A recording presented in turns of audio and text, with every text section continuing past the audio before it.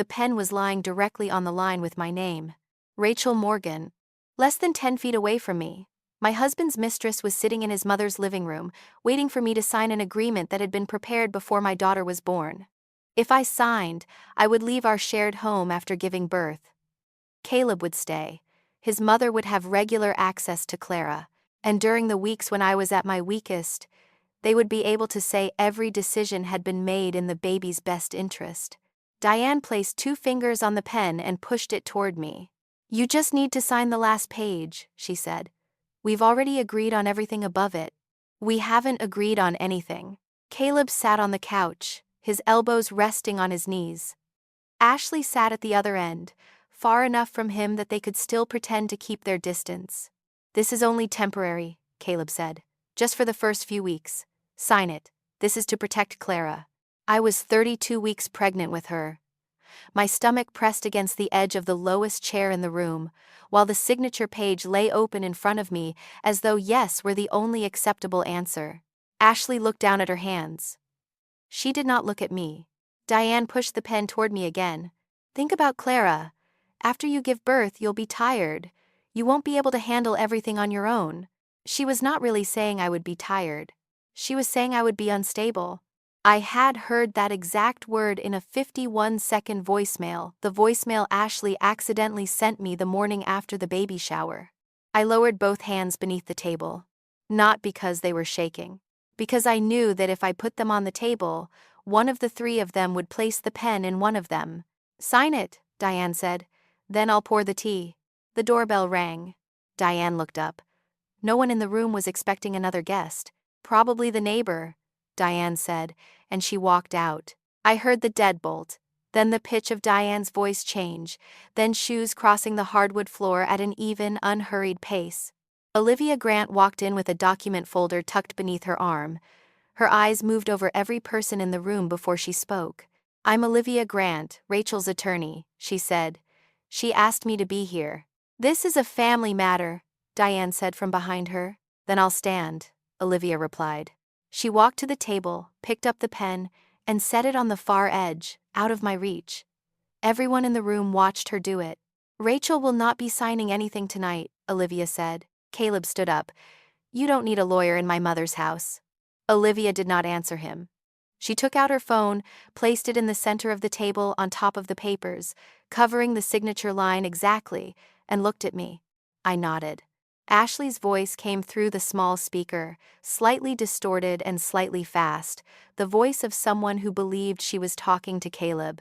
"Your mom said that, after the baby is born, all we have to do is prove she's unstable."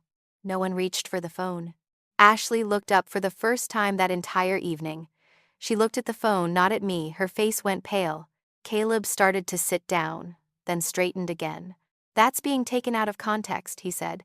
"You don't know what she was talking about before that." I looked at Ashley, the woman I had still believed was only a guest 12 days earlier. I had walked into that room with one sentence I needed to say. I put a hand on the arm of the chair and stood. "You didn't come here to protect my child," I said. "You came here to take her before she was even born." Diane opened her mouth. So did Caleb. I did not let them pull the meeting back into the story they had prepared. I did not sign. There had been no ruling yet, no divorce outcome. But to understand why my attorney was in that room, we have to go back to where it all began. 12 days earlier, Ashley walked into my baby shower wearing the bracelet my husband said he had bought for his mother. Before I take you back to the day it all began, tell me where you're watching this story from. And if the people closest to you have ever made you doubt what you saw with your own eyes, stay with me. Because my betrayal did not begin with a confession.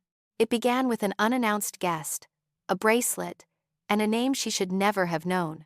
I had waited 4 years for that room. The country club was in Nashville, where the grass was cut into alternating light and dark stripes and everything was arranged just so. Diane chose a small dining room because its windows overlooked the golf course. She said the light there made for better pictures. I walked in early that afternoon. 31 weeks pregnant, and I had learned to move slowly so I would not have to stop halfway across a room to catch my breath. The entire room was covered in pale pink and cream. Balloons were tied in clusters at all 4 corners. On the long table at the back sat a three-tiered cake, a row of glassware, and a wooden sign that read, "Welcome, baby girl." This was our first daughter. There was no name. Her name was the only thing I had kept to myself, and I had asked for it to stay that way. 4 years of fertility treatments had taught me one thing: do not decorate too soon. Do not buy the crib too soon. Do not choose a name before the doctor confirms the pregnancy is progressing well. I had sat in enough waiting rooms to know what it felt like to walk out without the news you had hoped for. So even when I looked at those pink balloons, I still did not dare let myself feel completely happy.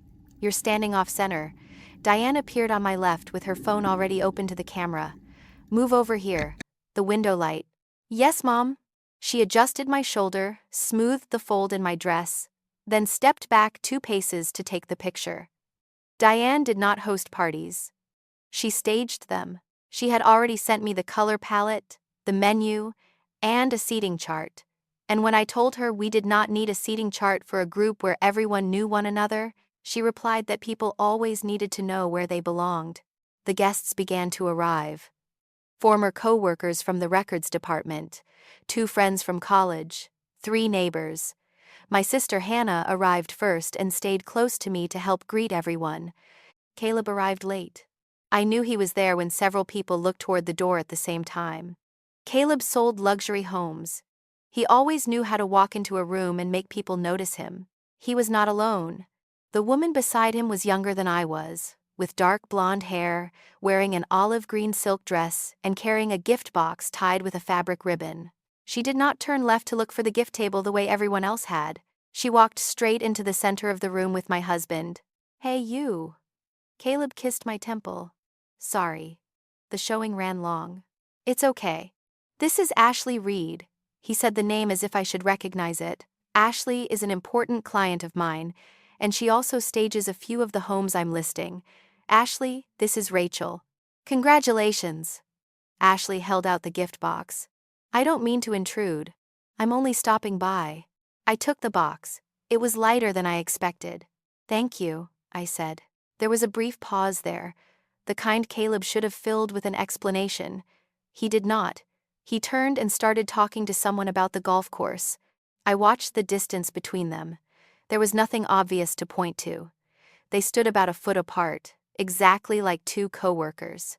But when a server passed carrying a tray of glasses, they both leaned left at the same moment, then returned to their original positions, and neither of them had to look at the other to do it. I had spent 7 years sitting across from Caleb at the dinner table. That kind of synchronization did not look like 2 people who only worked together occasionally. "Ashley." Diane walked toward her with both hands extended. She did not ask who Ashley was. She did not look at me to see whether I knew this woman. She hugged Ashley with the kind of hug she reserved for people who had eaten dinner at her house. "I'm so glad you could make it," Diane said. "I couldn't miss it," Ashley replied. In my line of work, we called things like that a discrepancy in the file. Not proof, just 2 statements that could not both be true. Was she only stopping by, or was this something she could not miss? I did not ask. I memorized both sentences. Diane clapped twice and told everyone to take their seats. The guests scattered to find their places. A few stopped to read the place cards. Ashley did not. She walked straight past 2 rows of tables, circled behind the 3rd chair from mine, and sat down. No searching, no asking. No glancing around like someone entering the room for the first time. She knew where she was sitting. I sat in my chair and placed her gift box on the pile to my left. Hannah looked at Ashley, then at me. I shook my head almost imperceptibly. My sister understood and went to get water. I could have stood up in the middle of the room and asked my husband why his mother knew his guests so well. I knew exactly what would happen next if I did. Caleb would lower his voice. Diane would say I was under stress. Someone would bring me a glass of water. And by that evening, the story of the shower would no longer be about Ashley. It would be about me. I had been through 4 years of needles, appointments, and waiting. I was not going to let them turn that day into a story about my hormones. So I opened gifts. I thanked each person. I laughed when my friend gave me a cat print onesie and said the baby would wear it in her first picture. And I began to remember. When it was time for pictures, Diane arranged everyone in 3 rows. She put me in the middle on a low stool, with Caleb standing behind me. Then she called several more people into the frame. Ashley was one of them. She stepped forward and stood behind Caleb's right shoulder. "Get close to the belly," Diane told the country club employee holding the phone, "but make sure the whole group is in the shot." I looked straight into the lens and held my smile for a count of 3. During those 3 counts, I thought about Ashley saying she was only stopping by, about the chair she had not needed to find, and about the fact that my husband had not once mentioned the name Ashley Reed during all the planning. After the picture, everyone scattered to get cake. Caleb leaned toward my ear. "You did great," he said. The whole thing felt so relaxed. "Thank you." He went to get coffee. I stayed beside the cake table, one hand supporting the underside of my stomach, and looked over his shoulder. Ashley picked up a glass of water and raised it toward someone at the next table. The sleeve of her silk dress slid down, revealing a bracelet. The bracelet Caleb said he had bought for his mother was on Ashley Reed's wrist at my daughter's baby shower. Before the shower, I had stood at the kitchen sink and watched my husband close the lid of a blue velvet box. He picked it up, then set it back down on the counter, the way people do when they have not decided whether to put something in a jacket pocket or a bag. "What's that?" I asked. "A gift for Mom." He tapped the edge of the box lightly. "I picked something delicate. She doesn't like anything bulky." I had seen it, not for long, exactly as long as a wife looks at a gift that is not for her. Silver, narrow, with double links and a small teardrop-shaped clasp set slightly off to one side. I recognized it immediately on Ashley Reed's wrist. I did not walk over. I stayed beside the cake table and turned my head only a few inches, just enough to find Diane in the room. She was near the window, one hand raised as she adjusted a cluster of balloons. Her usual gold watch was on her left wrist. Her right wrist was bare. No bracelet. I looked for one more second, then turned back to the cake, because I knew that if I kept staring, someone would follow my gaze. At that moment, there were only 3 sentences in my head, lined up like 3 entries in a file. Caleb said the bracelet was a gift for his mother. His mother was not wearing it. She was... Managing insurance records had taught me that when one detail does not match, asking too soon only tells people which part they need to cover. But I was not going to spend the entire afternoon with a question lodged in my throat either. Diane passed the cake table to get napkins. I stepped one pace to the right, so she had to stop. "Mom, were you happy with your gift?" "Of course." She pulled out 2 napkins. "It was just a small gathering. At my age, that's enough. Caleb told me he spent a long time choosing your present." Diane folded one of the napkins in half. "He always knows what I like," she said. Then she kept walking. She had answered the subject while avoiding the exact thing I had asked. I cut myself a slice of cake I did not intend to eat and walked toward the group near the window. Ashley was telling them about a house. 7 bedrooms, very high ceilings. She told 2 of my old college friends. The owners wanted to keep all their own furniture. I had to explain 3 times that buyers aren't buying the house, they're buying the feeling they get when they walk into it. "That sounds difficult," one of my friends said. "Not really." Ashley laughed. "Cale told me to do the talking while he kept the owners calm." Cale. Not Caleb. I was the one who usually called him that. In 7 years of marriage, I had never heard anyone from his work use that name in front of me. She did not pause after saying it. She did not correct herself. She tucked her hair behind her ear and kept talking about the ceilings. I looked at Caleb. He was holding a coffee cup. The cup stopped halfway to his mouth, then continued. That was all. But it was the reaction of someone who had just realized he had allowed something to slip that should not have. I said nothing. I stood there with a plate of cake in my hand and waited. That was the hardest part of the entire afternoon. Not the bracelet, not the name. It was the 3 seconds I spent waiting for my husband to laugh and say something normal, something like "She hears you and me call each other that in the car all the time," or "See, now the whole office is copying you." Those 3 seconds were the last chance I gave him. He did not use it.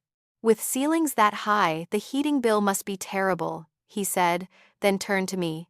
"Can you eat the cake? Is it too much sugar?" "I'm fine." Sit down, honey.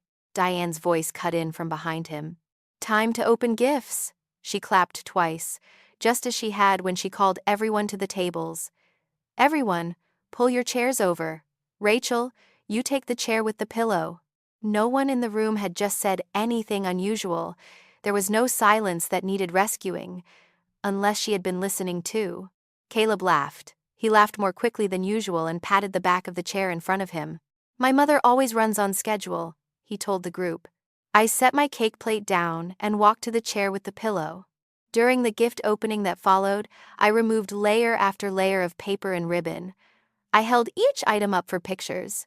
I thanked the neighbor who had knitted a blanket, thanked my former coworker who gave me a bottle warmer, and thanked Hannah for buying the exact bouncer she said I would need at 3 in the morning. Hannah sat in the chair to my right with a roll of trash bags in her hand to collect the wrapping paper.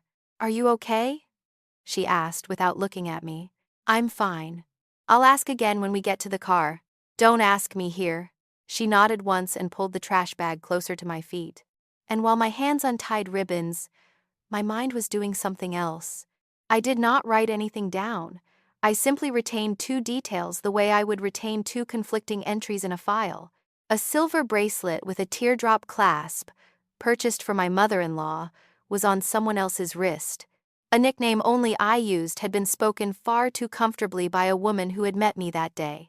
They did not prove anything yet, but they were enough to tell me that whatever was happening between my husband and the woman sitting 3 chairs away had not started that afternoon.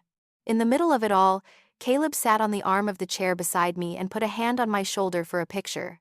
You handled today really well, he said quietly. I know you don't like being put in unexpected situations. I turned and looked at him. What unexpected situation? He smiled and did not answer. Someone called him over for a picture with the golf group. A country club employee straightened the cake table. Several people stood to photograph the 3-tiered cake before the rest of it was cut. Ashley stood nearby with her phone in her hand, looking at what remained of the cake and the icing letters on the wooden sign behind it. It's beautiful, she said. Clara Rose will love these pictures when she's older. The entire table went silent. Not because people had not heard her clearly, because they had heard her too clearly. Ashley had just said my daughter's name. Clara Rose will love these pictures when she's older. That name was not on the cake, the decorations, or any card in the room. We had not announced it to friends, co-workers, or relatives. Only 3 people knew it: me, Caleb, and Diane. I still remembered the night we told Diane the name. Caleb had reminded his mother that we wanted to keep it private until the baby was born. Diane had promised. Now Ashley stood beside the cake, her eyes moving from me to Caleb. The smile disappeared from her lips for a beat. Oh, she said, I'm sorry. I thought everyone knew. They don't, I said. We haven't announced the name. Caleb spoke before the silence could stretch any longer. I probably mentioned it by accident during a work call. I turned toward him. You mentioned her middle name too? Caleb shrugged, his voice light, as though this were only a small detail that had slipped out. Maybe. I talk to a lot of people every day. Ashley nodded too quickly. That's right. Caleb mentioned it in passing while we were working. I didn't know it was a secret. I placed one hand beneath my stomach. Clara shifted slightly under my palm. I wanted to ask Caleb why our daughter's name had come up in a conversation with Ashley, and what else from our life he had shared with her, but the room was still full of guests. Those people had come to celebrate the child I had waited 4 years for. If I confronted him right then, the baby shower would no longer be remembered as the day everyone welcomed Clara. It would become the day Caleb and I fought in front of everyone. I did not confront him in front of the guests. I wanted to remember exactly what had just happened. It's a beautiful name, Caleb told the table. Now everyone knows. A few people smiled. Someone said Clara Rose was a lovely name. I smiled too. But I did not look at Caleb. Diane stood immediately. Let's take pictures, she said. Before everyone leaves. She pulled me toward the window, where a country club employee had cleared a space in front of a cream backdrop. Diane put Caleb on my right and stood on my other side. I thought the picture would be just the 3 of us. Diane turned toward the cake table. Ashley, come take one with us. Ashley hesitated for a beat before stepping forward. Is that appropriate? "It's only a picture," Diane said. "Come on." Ashley walked over and stood beside Caleb. He did not ask why a client was being included in a family photograph. Diane did not explain. The country club employee raised the phone. "Everyone look this way. 1, 2, 3. I looked straight into the camera. In that frame, Ashley stood beside my husband as though her place had been arranged in advance. I still did not know what she was to Caleb, but I knew she no longer looked like a guest who had happened to stop by. After the picture, I went back to my chair and opened the remaining gifts. I read each card, thanked each person, and tried to keep my voice normal. I placed every item in the correct bag, memorized the giver's name, and did not look toward Ashley again. She left before the last guest did. I did not see her say goodbye to me. When the room was almost empty, a country club employee approached, carrying papers on a clipboard. "This is the list of guests who attended. The club keeps one copy, and this one is for thank you notes." "Thank you." I took the pages, intending to fold them and put them in my bag. A line of blue ink at the bottom of the column stopped me. Ashley Reed. Her name was not part of the typed list. It had been added by hand below the final name, with the same check mark used for everyone who had attended. I recognized Diane's handwriting. I had seen it on birthday cards, Christmas cards, and the notes she often left on my kitchen counter. The A leaned slightly to the left. The last stroke in Reed extended farther than necessary. Caleb had said Ashley was only stopping by. But someone who was only stopping by did not have her name added to the guest list in advance by the event organizer. I looked toward the far end of the room. Diane was talking to the event coordinator. Caleb was loading gifts onto a cart. I could have carried the list over to her then. I could have asked why Ashley's name was there, and forced Caleb to produce another explanation. I did not. I folded the list, placed it in the inner pocket of my purse, and zipped it closed. Caleb walked toward me. "Everything done?" "Almost." He leaned down and kissed my hair. "I know the name thing surprised you. You handled it really well." I looked at him. "Do you think I had a reason to react differently?" His smile slowed. "I was only complimenting you." The way he said it made me feel as though he had been expecting another reaction. "I'm tired," I said. "Let's go home." On the drive back, Caleb talked about the gifts, the food, and how carefully his mother had organized everything. He did not mention that Ashley knew Clara's name. He did not mention the family photograph either. I did not ask. That evening, I sat at the kitchen table with the box of thank you cards and the guest list open in front of me. Caleb was in another room. I wrote each short note, named the exact gift, and thanked every person who had come to welcome Clara. Every time I moved to a new name, my eyes stopped at the line of blue ink at the bottom of the page. Ashley Reed. My phone vibrated on the table. A message from Diane. "Do you still have the guest list? I need it back to reconcile the charges with the club." I read the message again. The employee had said the club kept a copy. Diane was the one who booked the room, so she could have asked the club directly for the guest count. But she wanted the copy I had. She wanted the original back. I looked at Ashley's name one more time. I wanted to ask Diane why she had added her without telling me. I did not call her. Ashley's name would still be on the list no matter how Diane explained it. I replied, "I still need the list to finish the thank you notes. When I'm done, I'll send you a copy." 3 dots appeared on the screen, then disappeared. A moment later, Diane wrote, "Don't lose it." I did not reply again. I folded the list, placed it in a file with my pregnancy papers, and put it in my drawer. The list showed that Ashley had not appeared by chance, and Diane's attempt to get it back made me want to keep the original even more. The next morning, I picked up my phone after waking. There was a new voicemail notification on the screen. From Ashley Reed. I did not play it inside my house. That was the first decision I made that day, and I made it in less than a minute. If I opened that voicemail in the bedroom, Caleb would see my reaction. I locked the screen and placed the phone face down on the nightstand. Caleb came out of the bathroom with wet hair, fastening his cufflinks while talking about his schedule. "I have the Hillsborough house photo shoot at 9:30. I'll probably be home late this afternoon." He bent down and kissed my hair. "Remember to eat breakfast." "Okay." "Yesterday was really nice, wasn't it?" "Yes." He stood in the doorway for another beat, as though waiting for me to say more. I pulled the blanket higher and said I was going to sleep another 20 minutes. He left. I heard the garage door.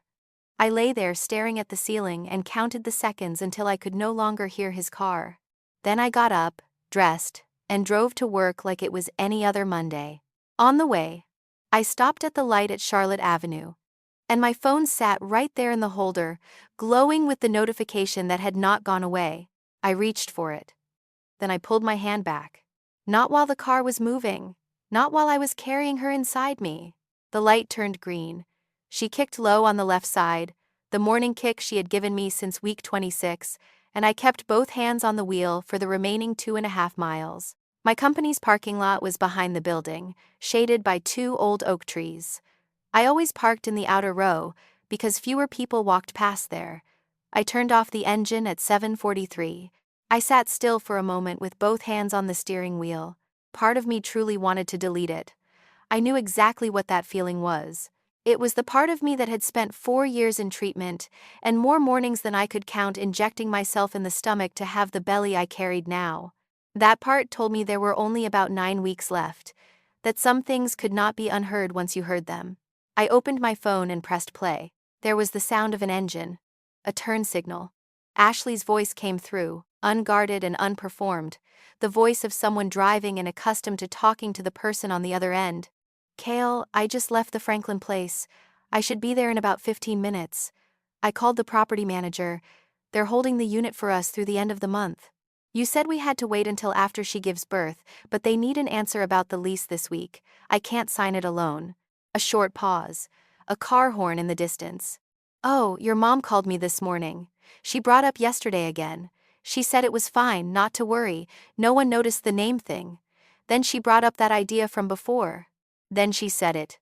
Your mom said that after the baby is born, all we have to do is prove she's unstable." I heard every word clearly. There was no laughter, no hesitation.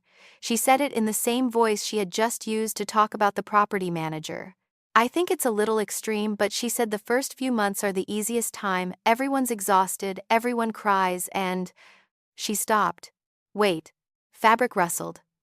Plastic struck plastic. "No, no, no, that's not..." The recording cut off in the middle of the word. I remained in the car with the phone pressed to my ear for several seconds after the sound ended. The first thing I realized was not that Caleb was having an affair. I had known that since the afternoon before, somewhere beneath my skin, from the moment I saw the bracelet slide out from under her sleeve. What I had just heard was something else. She was not talking about taking my husband. She was talking about taking my child. And in that sentence, the subject was not Ashley.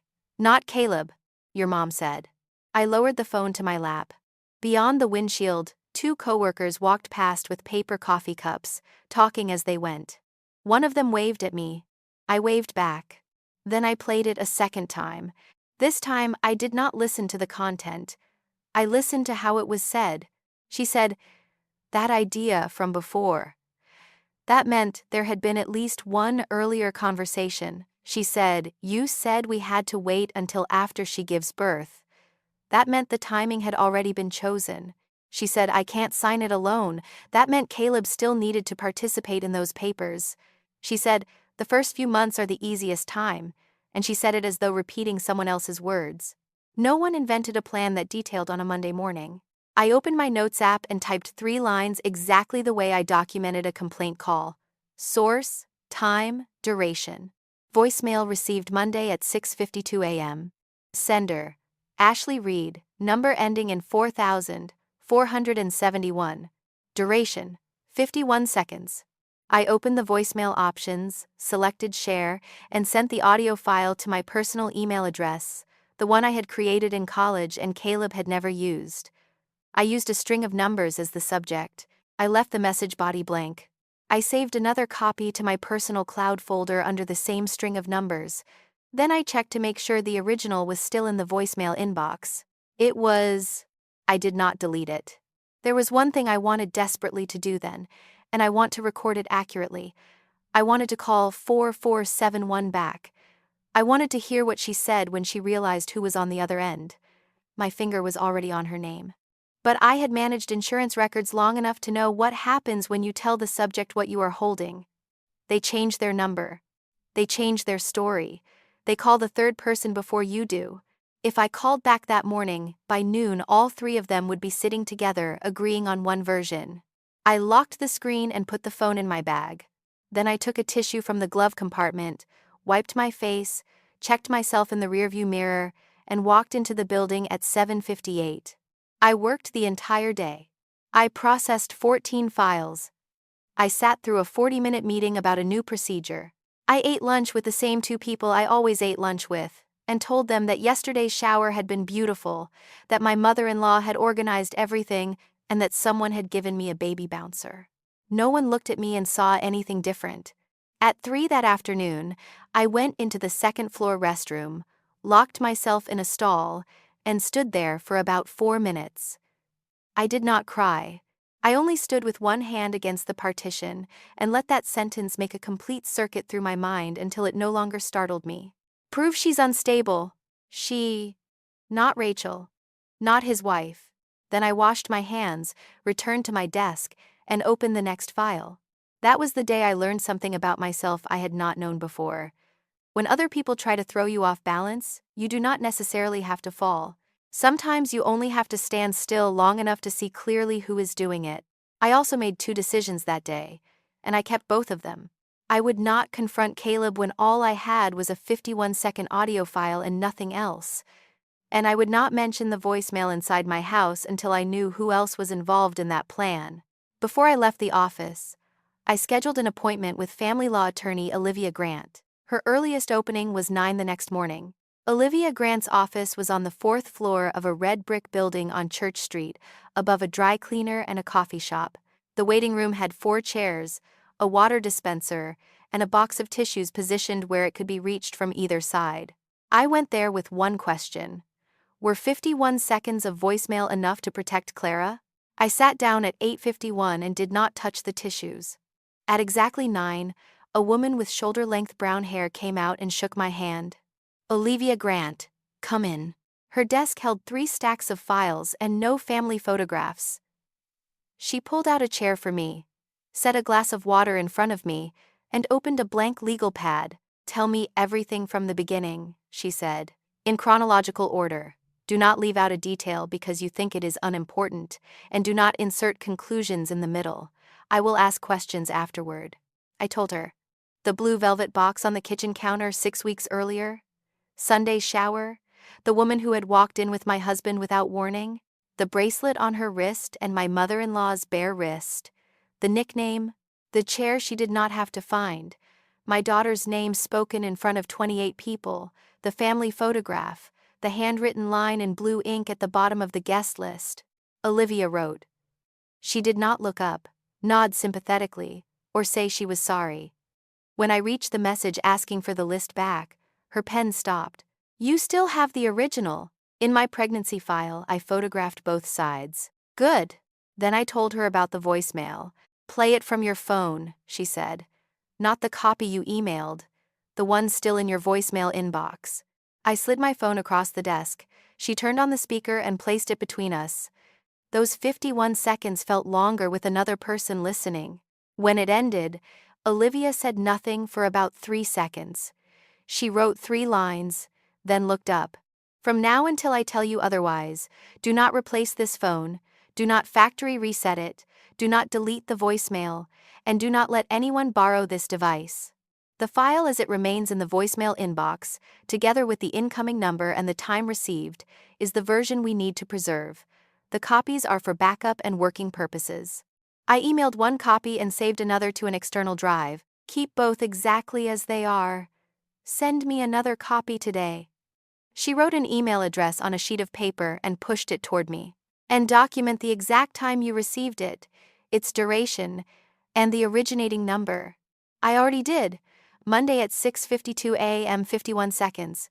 For the first time that morning, she looked at me for more than a beat. What do you do for a living? I manage insurance records. Then you can do this. I placed both hands on the desk. Miss Grant, I only need to know one thing. Is that enough to protect my child? No. No preface. No softening sentence. I need you to understand why, she continued. When a parenting plan is determined, the court does not simply ask who betrayed whom. It looks at the child's best interests. Who provides direct care? Each parent's stability, ability to meet the child's needs, the child's relationship with each parent, and many other factors. He is having an affair while I am pregnant. Infidelity is an issue within the marriage and may be relevant to the divorce, but it does not automatically make a man unfit to be a father. If I told you that exposing the affair alone would resolve everything, I would be lying to you. I looked at the water glass. What about the voicemail?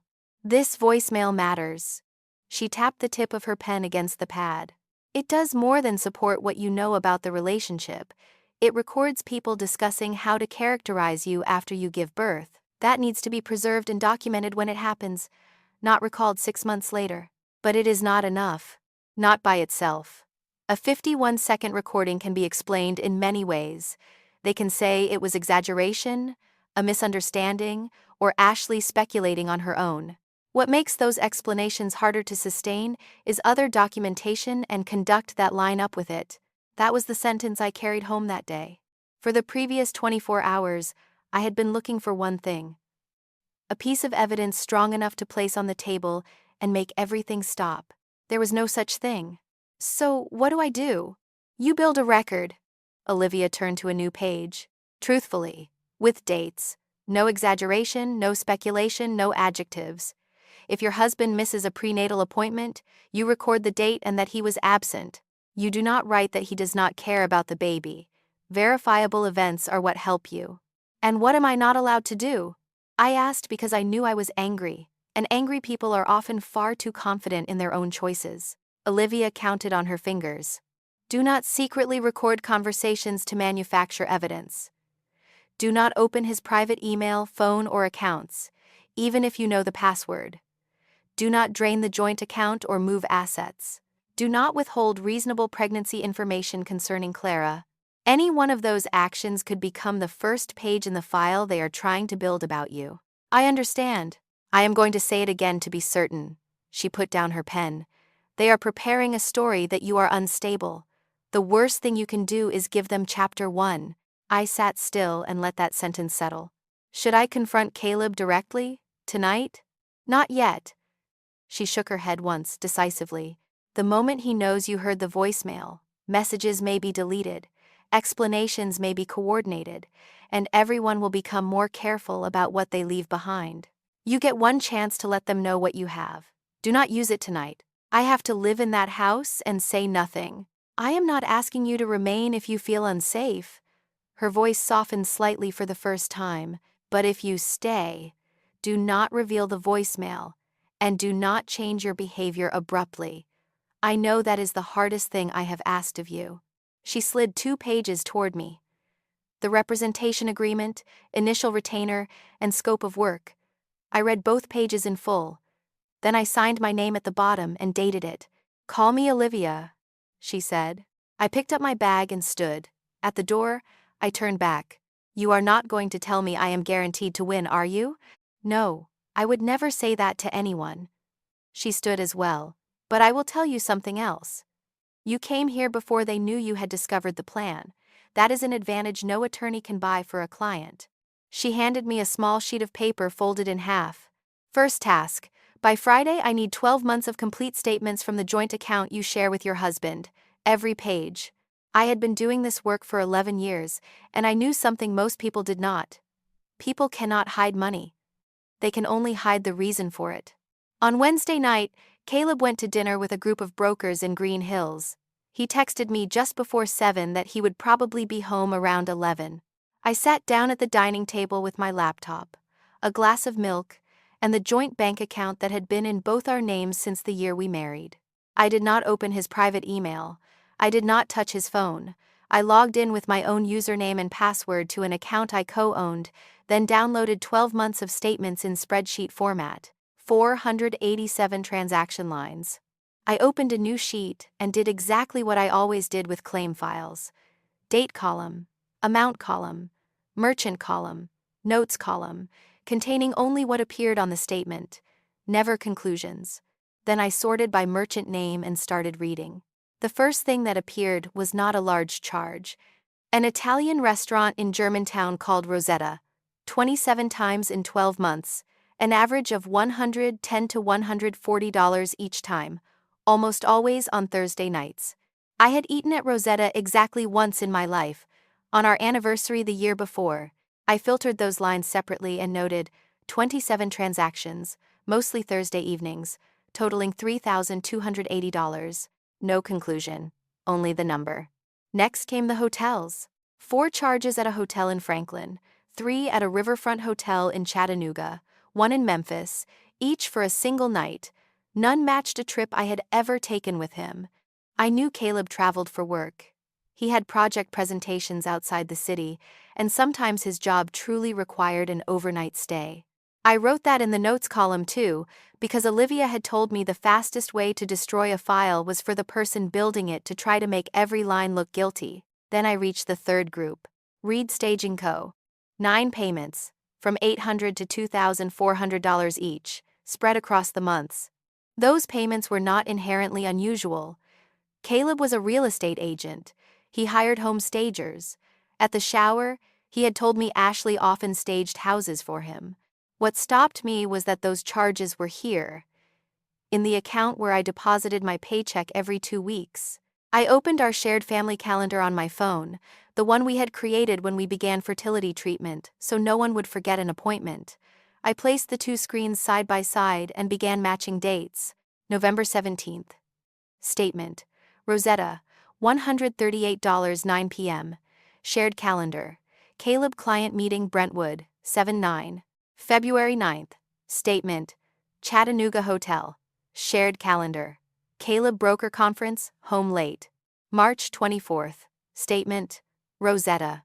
That same night, in a message to me, he wrote that the showing had run late and he had grabbed something in the car. I read that message 3 times.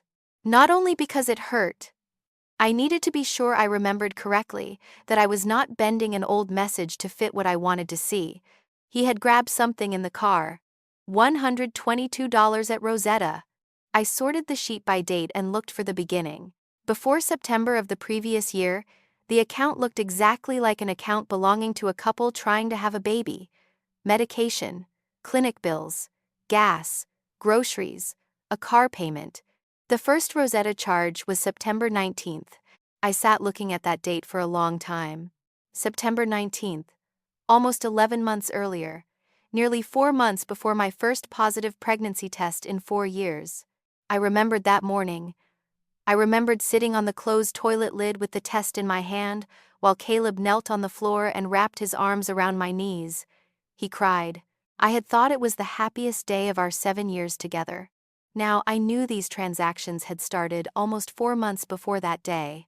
I stood, got water, drank the entire glass, and sat down again. The baby kicked. I placed my hand there until she settled. Then I continued. Near the bottom of the sheet, among the transactions over $1,000, was a line I had never seen. The 11th of the previous month, 3 weeks earlier. $4,800. The merchant was not a restaurant, hotel, or staging company. It was a property management company. In the transaction description, after the reference code, appeared the name of a building and a neighborhood. The Gulch. $4,800 was larger than every charge I had flagged, but the statement did not say whether it was rent, a deposit, or something else. I only knew Ashley's voicemail had mentioned an apartment. I did not know whose name was on the lease. I did not know who would live there. I wrote exactly what I saw: date, amount, property management company, and description line. At 10:20, I closed the spreadsheet and exported it as a file. I sent Olivia the complete 12 months of statements downloaded directly from the bank, together with my comparison sheet as a separate file. I made clear that the highlighted transactions were charges I could not explain, not charges I was asserting were connected to Ashley. I did not move a single dollar out of the account. I did not even change the password. From that point on, that account was worth more than the money in it. I heard the garage door at 10:40. Caleb walked into the kitchen, taking off his coat, carrying the faint smell of wine and his own cologne. "You're still up?" My hands remained on the keyboard. I was looking at some bills. What bills? Hospital insurance. I clicked to close the spreadsheet. The desktop returned to the screen. I wanted to know what our out-of-pocket cost will be when I give birth. He stood behind me with one hand on my shoulder. He looked at the screen for exactly 2 seconds. Let me call the insurance company for you. You don't need to. That's my work. He smiled and squeezed my shoulder lightly. Right. You're better at that stuff than I am. He went upstairs. I waited another 10 minutes until I heard the shower.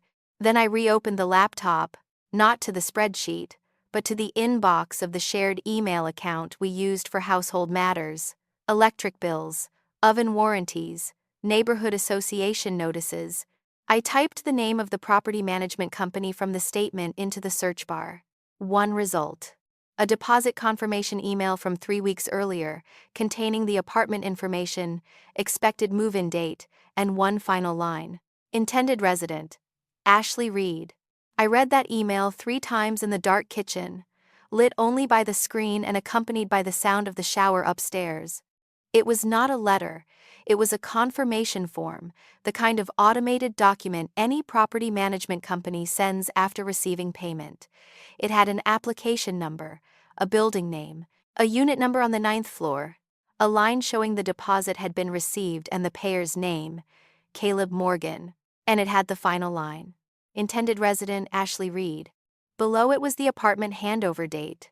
I opened the calendar on my phone and found the due date Dr. Patel had written on a slip of paper at my first appointment, the date I had photographed and used as my wallpaper for 2 weeks. My due date. The apartment handover was 4 days earlier. I sat very still for longer than I care to admit. There was an image in my mind that I could not make disappear. I was lying in a delivery room, someone was placing the baby on my chest, and not far away, in a glass building in the Gulch, a 9th floor apartment had been handed over 4 days earlier, paid for with money from the account, where I deposited my salary every 2 weeks. They were not planning to wait until after I gave birth to make any decision. They had already decided. They were only waiting for me to give birth. The shower turned off.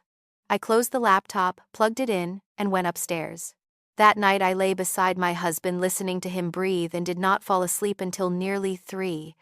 The next morning, I got up at 6:30, made eggs for both of us, and asked whether he would be home for dinner. Probably, he said. 7. I went to work. I processed 16 files. I answered a woman in Knoxville who was crying because the insurance company had denied her mother's hospital bill, and I walked her through the exact 3 steps she needed to take. Before I left, my department manager called me into her office to finalize my maternity leave schedule. Put the start date here, she said, and please verify the emergency contact in your file. That field in my HR record had listed Caleb for 7 years. I held the pen and looked at his name longer than necessary. Then I left it as it was, because at that moment he was still my emergency contact, and I had not yet spoken to Hannah about changing it. But I remembered the feeling of the pen touching the confirmation box. Then I went home and cooked chicken breasts with green beans, and all afternoon I thought about how to ask one question without revealing what I held. Caleb came home at 7:15. Halfway through dinner, I set down my fork. I reviewed the joint account last night to calculate our out-of-pocket delivery costs, I said. I saw a $4,800 charge last month from some property management company. He finished chewing. Yeah. What was that? Client support expense. He reached for his water. I have a client I'm trying to keep. They sold their place in Belmead, but their new home is not ready yet. I fronted the money to hold a unit for them. Standard in the business. From our personal account? My business card had hit the limit at the end of the quarter. You already knew about that. I did not know about that. He had never said a word to me about his business card reaching its limit, but he spoke with the tone of someone reminding me of an old conversation, and that tone had its own effect. It made the listener wonder whether she had forgotten. Have they paid you back yet? It's being processed. He set down his glass a little too hard. Rachel, you do not understand how real estate works. People front money for each other all the time.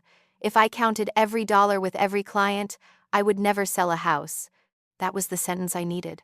Because it was a specific, verifiable lie, and now it had been spoken aloud in my kitchen.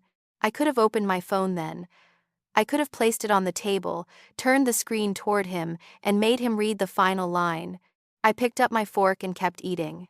"Right, I really don't know the business," I said. "I was only worried the account might be short when I go into the hospital next month." "It won't be. I'll handle it." He reached across the table and squeezed my hand once. At 9 that evening, he went into the backyard to call someone about an appraisal. I went into the office and did 3 things in the exact order. I photographed the entire email, scrolling all the way through the footer. I opened and saved the original message metadata. Then I downloaded the email as a file and sent a copy to Olivia from my private account. I did not delete the original email. I did not move it to another folder. I did not reply, and I did not change the password on the shared inbox. Olivia replied 20 minutes later, even though it was after 9. "Do not alter the original email in any way. Do not delete it, move it, or tell your husband you saw it. The original metadata you saved will help establish the sending source and the time it was received. I will call you tomorrow morning." I replied with one word. "Okay." Then she sent one more line. "You preserved exactly what I needed. Now go to sleep."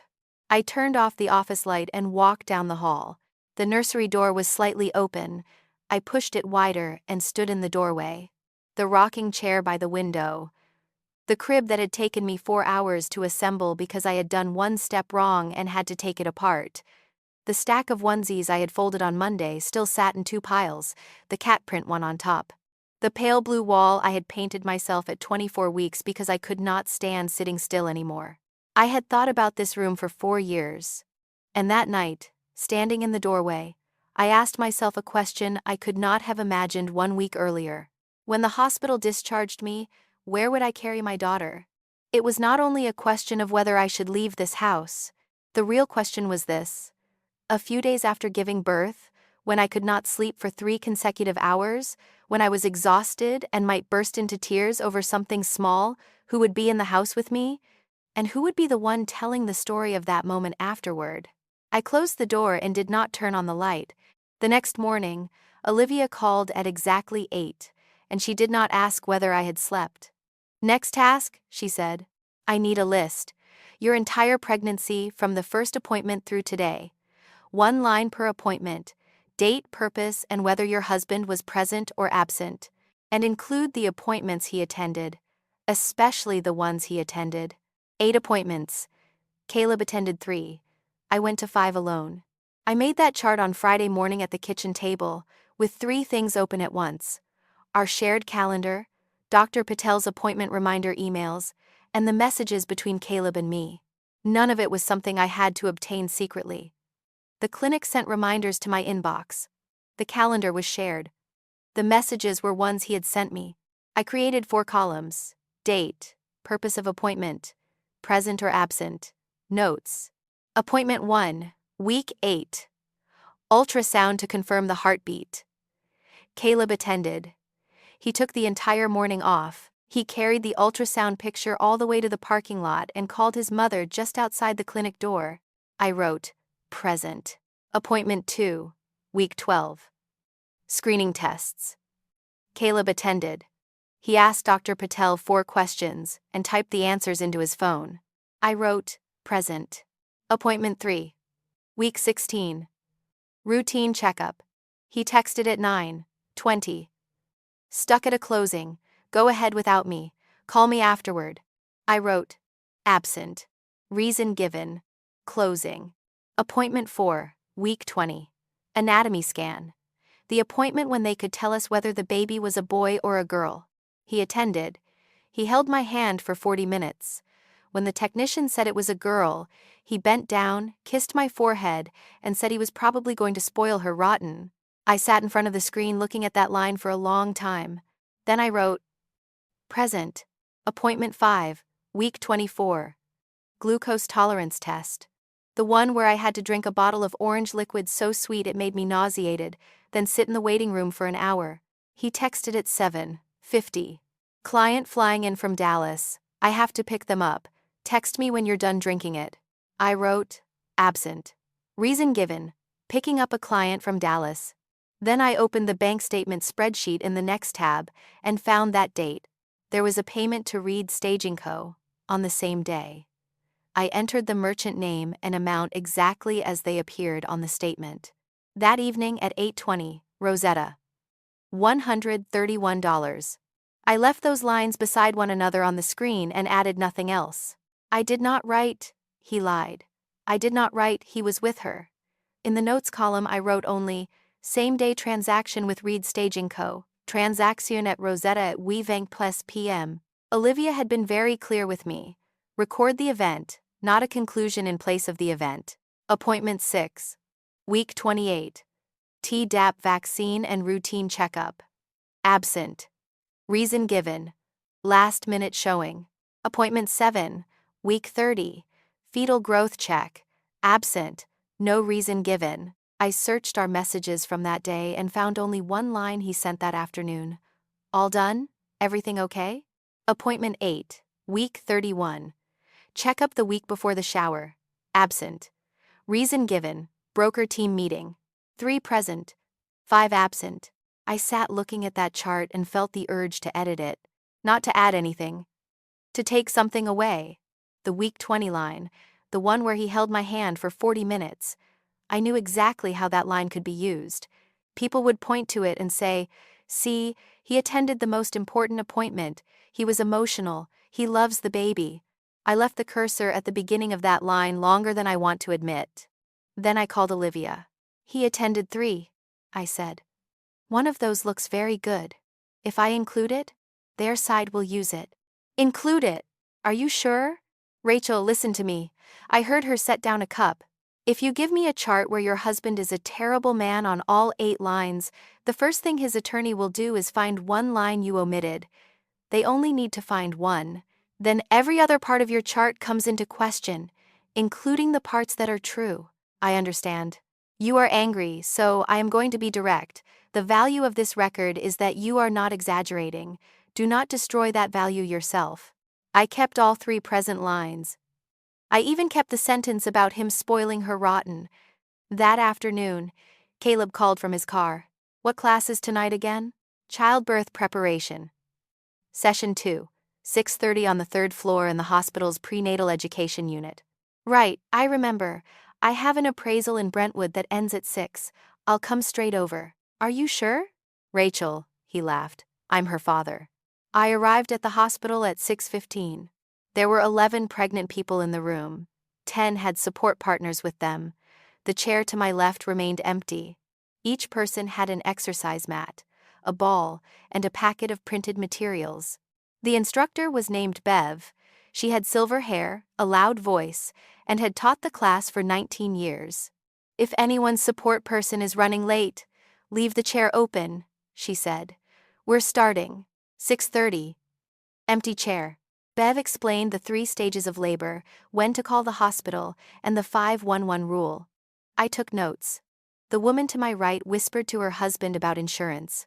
At 6:45, I opened my phone beneath the table and typed half a question asking where he was. Then I deleted it. He had the time, the location, and had said he would come. I did not want to spend the entire class reminding an adult about a promise he had made 3 hours earlier. 7 o'clock. Empty chair. During the practice portion, Bev had the pairs work on support positions. The pregnant person sat on the ball, while the other person knelt behind and pressed on both hips in rhythm with the breathing. I sat on my ball.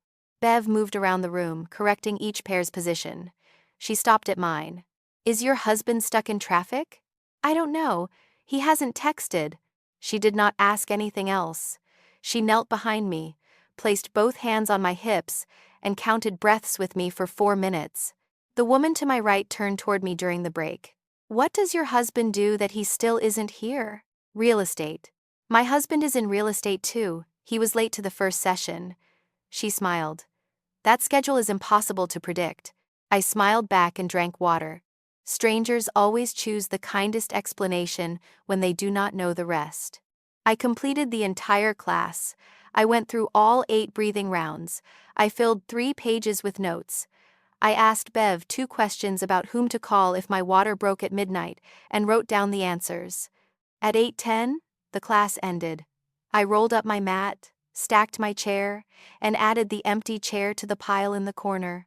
In the parking lot, I sat in the driver's seat and opened my phone. The message had arrived at 8:17. Caleb. God. The client meeting ran so long. I'm sorry, I'll come to the next one with you. I did not answer immediately. I opened my chart, scrolled to the bottom, and added a new line. Childbirth preparation class, session 2. Absent. Confirmed attendance at 3:42 p.m. that day. Message reporting absence sent at 8:17 p.m. after the class ended. Then I texted him back. The class is over. I took notes. Because that was true. I had taken notes. I had taken a great many notes. I was backing out of the parking space when the phone vibrated again in the holder. Not Caleb. Diane. After Clara is born, you need to let more stable people make the decisions. Diane rang my doorbell at 10 on Saturday morning. She brought a box of muffins, but what she came for was the guest list. Caleb had left at 8:30 for an open house in Sylvan Park. I was sitting at the kitchen table with the thank you cards and my stomach pressed against the edge. She stood on the porch with the muffin box and her purse hooked over her elbow. I was passing the farmer's market, she said. The blueberry kind you like. Come in. She walked straight into the kitchen, set the box on the counter, and looked around the way she always did. The sink, the countertops, the stack of dishes that had not been put away. Are you sleeping? Some. You look tired. She pulled out the chair across from me and sat down. Then she placed her hand on the stack of thank you cards. You still have the club's guest list, don't you? I'm still writing the cards. The event office called me yesterday. They need the handwritten copy to reconcile the extra guests. Give it to me and I'll take it over. I put down my pen. Something very small had just happened in that sentence, and if I had not spent the previous week staring at every word people said to me, I might have missed it. The handwritten copy. She did not say the guest list. She said the handwritten copy. I have 14 cards left, I said. I'll finish them early this week and send it back. You could take a picture and write from the picture. I find the paper copy easier. She looked at me for 3 seconds. Then she smiled and changed the subject, and that was the thing I noticed most during the entire visit. Diane Morgan did not give up after one refusal. She only gave up when she realized that asking again would make the other person remember she had asked. Sunday was lovely, she said. I still regret those balloons on the left. The light was uneven. Everything looked beautiful. Yes. She brushed a crumb off the table. And don't be upset about the name. That Ashley girl was a last-minute guest. She didn't know we hadn't announced it. I picked up my pen and wrote the next person's name on a card. I understand. I did not ask why a last-minute guest had a place card. I did not ask who had written the blue line at the bottom of the list. I did not ask why a last-minute guest had been pulled into a family picture. Olivia had said one sentence at our first meeting that I remembered word for word. Every time you ask a question, you tell them what you have seen. Diane stayed another 20 minutes. She talked about the weather, a church friend who had just had a knee replacement, and how I should eat more iron. She washed 2 cups in the sink even after I told her to leave them. Before leaving, she asked to use the bathroom. The downstairs bathroom was at the end of the hall, past the office door. I stood and followed her, carrying the muffin box as though I were putting it away. She slowed by half a step at the office and looked inside. My computer sat on the desk beside a stack of insurance files, and the gray pregnancy folder leaned in the lower shelf. You still work from home? She asked. Sometimes. She kept walking. At the door, she hugged me. Get some rest, she said. The next few weeks are important. I locked the door, stood in the hallway, and counted to 20, then went straight into the office. Shared inbox. Search box. Country club name. There were 4 emails in the shower thread. The email account Caleb and I shared had been added to the event booking along with Diane's address. The 3rd email was the one I needed. Subject: Final guest, count confirmation. Sent exactly 9 days before the shower. Inside was the typed list from the event department, with a line at the top. Addition made today at Diane Morgan's request by phone. And at the bottom of the list, line 32. Ashley Reed 1. Not handwritten, typed, confirmed. 9 days earlier. I read the phrase at Diane Morgan's request twice. Then I leaned back in the chair and let the piece settle into place. 9 days. During those 9 days, I had eaten dinner at her house once. I had texted with her about tablecloth colors. She had called to ask whether my feet were swelling. And for all 9 days, she had known who would walk into the room with her son. I did not delete the email. I photographed the entire message, opened the original metadata, saved that too, and downloaded the email as a file. Then I sent a copy to Olivia from my private email. By afternoon, my phone began to vibrate. Diane. 2:14 p.m. I've been thinking about this morning. You didn't look well. I'm worried about you. Diane. 2:16 p.m. After delivery, people aren't clear-headed during the first few weeks. I've been through it, so I know. You'll be tired, you'll cry easily, and you'll make emotional decisions. Diane, 2:21 p.m. Caleb and I have discussed it. For the first 6 weeks, let him and me handle the major things. Appointments, paperwork, visitors, where you stay. You only need to rest and feed the baby. I read each one and let them remain on the screen without answering. The 3 messages were building the same story. I would be tired, I would be emotional, and I should not be the one making decisions. If I answered with an angry sentence, my next message could be used to reinforce that exact story. I typed, deleted, and typed again. Finally, I sent, I read your messages. I am still working normally and attending every scheduled appointment. Diane. 2:40 p.m. Don't take it personally. I'm saying this because I care about you. Diane. 2:52 p.m. Next Thursday at 7, let's have a family meeting at my house. Family only. There are several things we need to agree on before the baby is born. I stared at that final message for a long time. Family. Family only. Things we need to agree on. I replied with one word. Okay. Then I captured the entire message thread, from the first line to the last, with all dates and times visible, and sent it to Olivia along with the country club email. She called me back at 4 that Saturday afternoon. Have you read everything carefully? Yes. Then tell me what you see. She is not only covering up her son's affair, I said. She is assigning herself a role. She wants to be the decision maker during the first 6 weeks. Correct. I heard paper turning. And the 2:21 message is the most specific thing you have sent me all week. She put in writing who would handle paperwork, control the schedule, decide who visits, and decide where you live. What do I do about Thursday's meeting? We will discuss that. But first, I need you to answer one question, and I need the real answer, not the polished one. I switched the phone to my other hand. Ask. If you cannot return to that house after giving birth, where will you take Clara? Olivia's question followed me for the entire 20-minute drive across the bridge. If you cannot return to that house after giving birth, where will you take Clara? I had told her I needed time to think. The truth was that I only needed to stand in a real place and see whether it had enough room for my daughter and me. So, on the morning of day 8, I texted Hannah that I was coming by and drove straight to East Nashville before I could change my mind. My sister opened the door with a dish towel over her shoulder and did not ask one question about Caleb. That was what I appreciated most about Hannah. She only looked at my 32-week belly, then at my face, and said, "Do you want to see the room first or eat first?" The room. It was at the end of the hall behind the kitchen. She had once used it for her sewing machine and boxes of winter clothes. Now it was empty, the hardwood floor freshly cleaned, with only a white curtain and an outlet near the baseboard. I cleared it out after you called, Hannah said. It doesn't mean anything. I just cleared it. I stood in the center of the room. The window faced east, which meant morning sunlight. The wall on the left was long enough for a crib and a dresser. The outlet was close enough for a breast pump without running a cord across the walkway. I took out my phone, opened the measuring app, and measured the left wall. 6 feet. The crib I had bought was 4 feet 4 inches long. When I finished measuring, I stayed where I was. It was not relief. It was simply the first time I knew I had somewhere to go.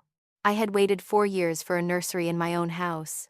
I had painted it twice because the first color felt too cold. Now I was measuring my sister's wall to see whether the crib would fit. I had wanted to call Caleb and confront him directly since the morning of day 2. I had not. I put the phone in my coat pocket and said to Hannah, "Can I keep the crib here? I'm not moving yet.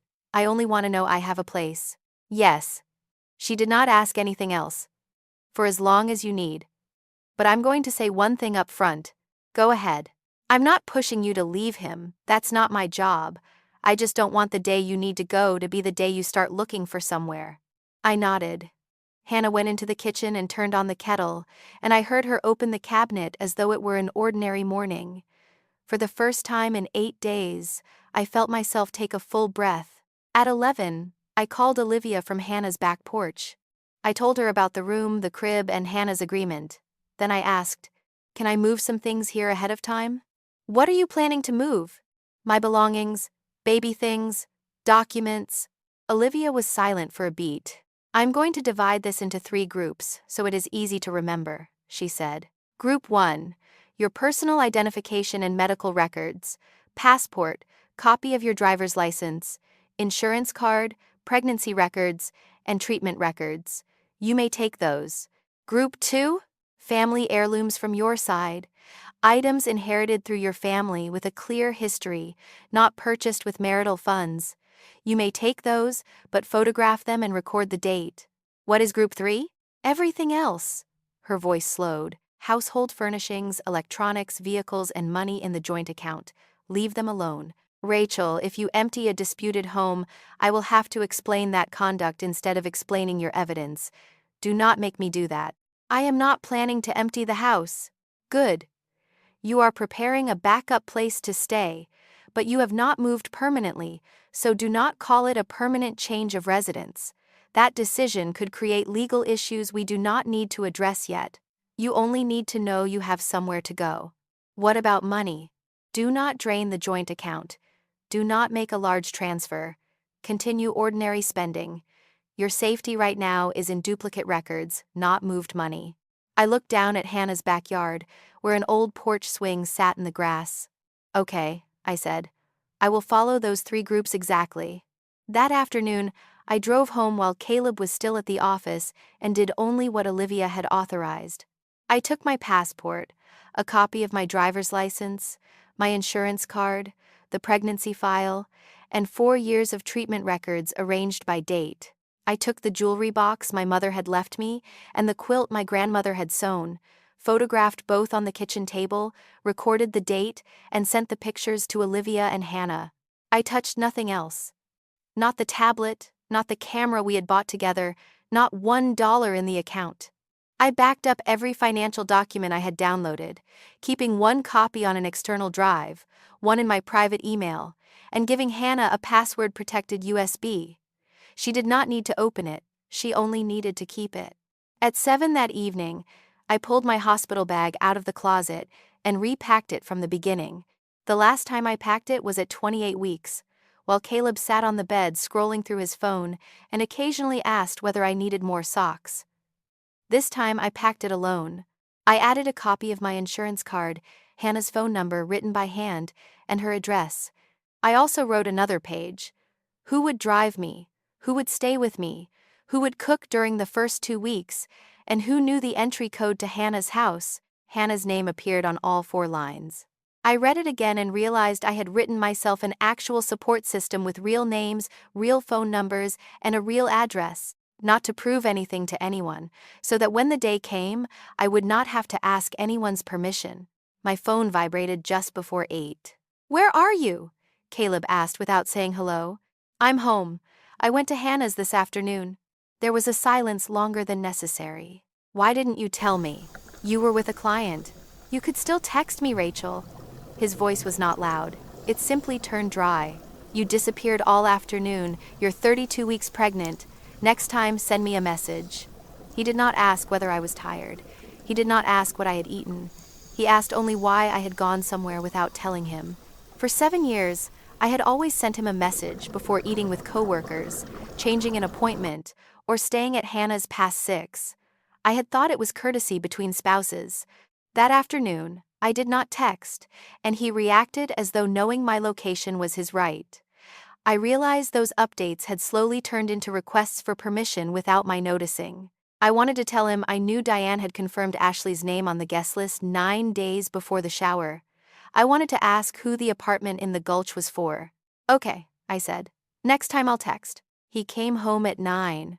I heard the garage door, his keys landing in the ceramic dish by the entrance, and his shoes coming off. I was standing in the kitchen pouring water, the hospital bag back in the closet, the page folded into quarters and tucked inside my prenatal notebook. Caleb stopped in the kitchen doorway. He did not put down his briefcase. Can you sit down for a minute? What is it? He looked at me longer than usual. Then he asked, what have you been telling other people about your mental state? What have you been telling other people about your mental state? I set the water glass down on the stone countertop. Not quickly, not hard. I simply set it down and left my hand there. There are questions where the choice of words tells you what the person is preparing. He did not ask whether I was okay. He did not ask whether I was tired. He asked what I had told other people, and he used that phrase. Mental state. In the voicemail, Ashley had used a different word, unstable. But Caleb's question was leading directly to that same conclusion. Who told you I said anything? I asked. No one. He put his briefcase on a chair. I'm just asking.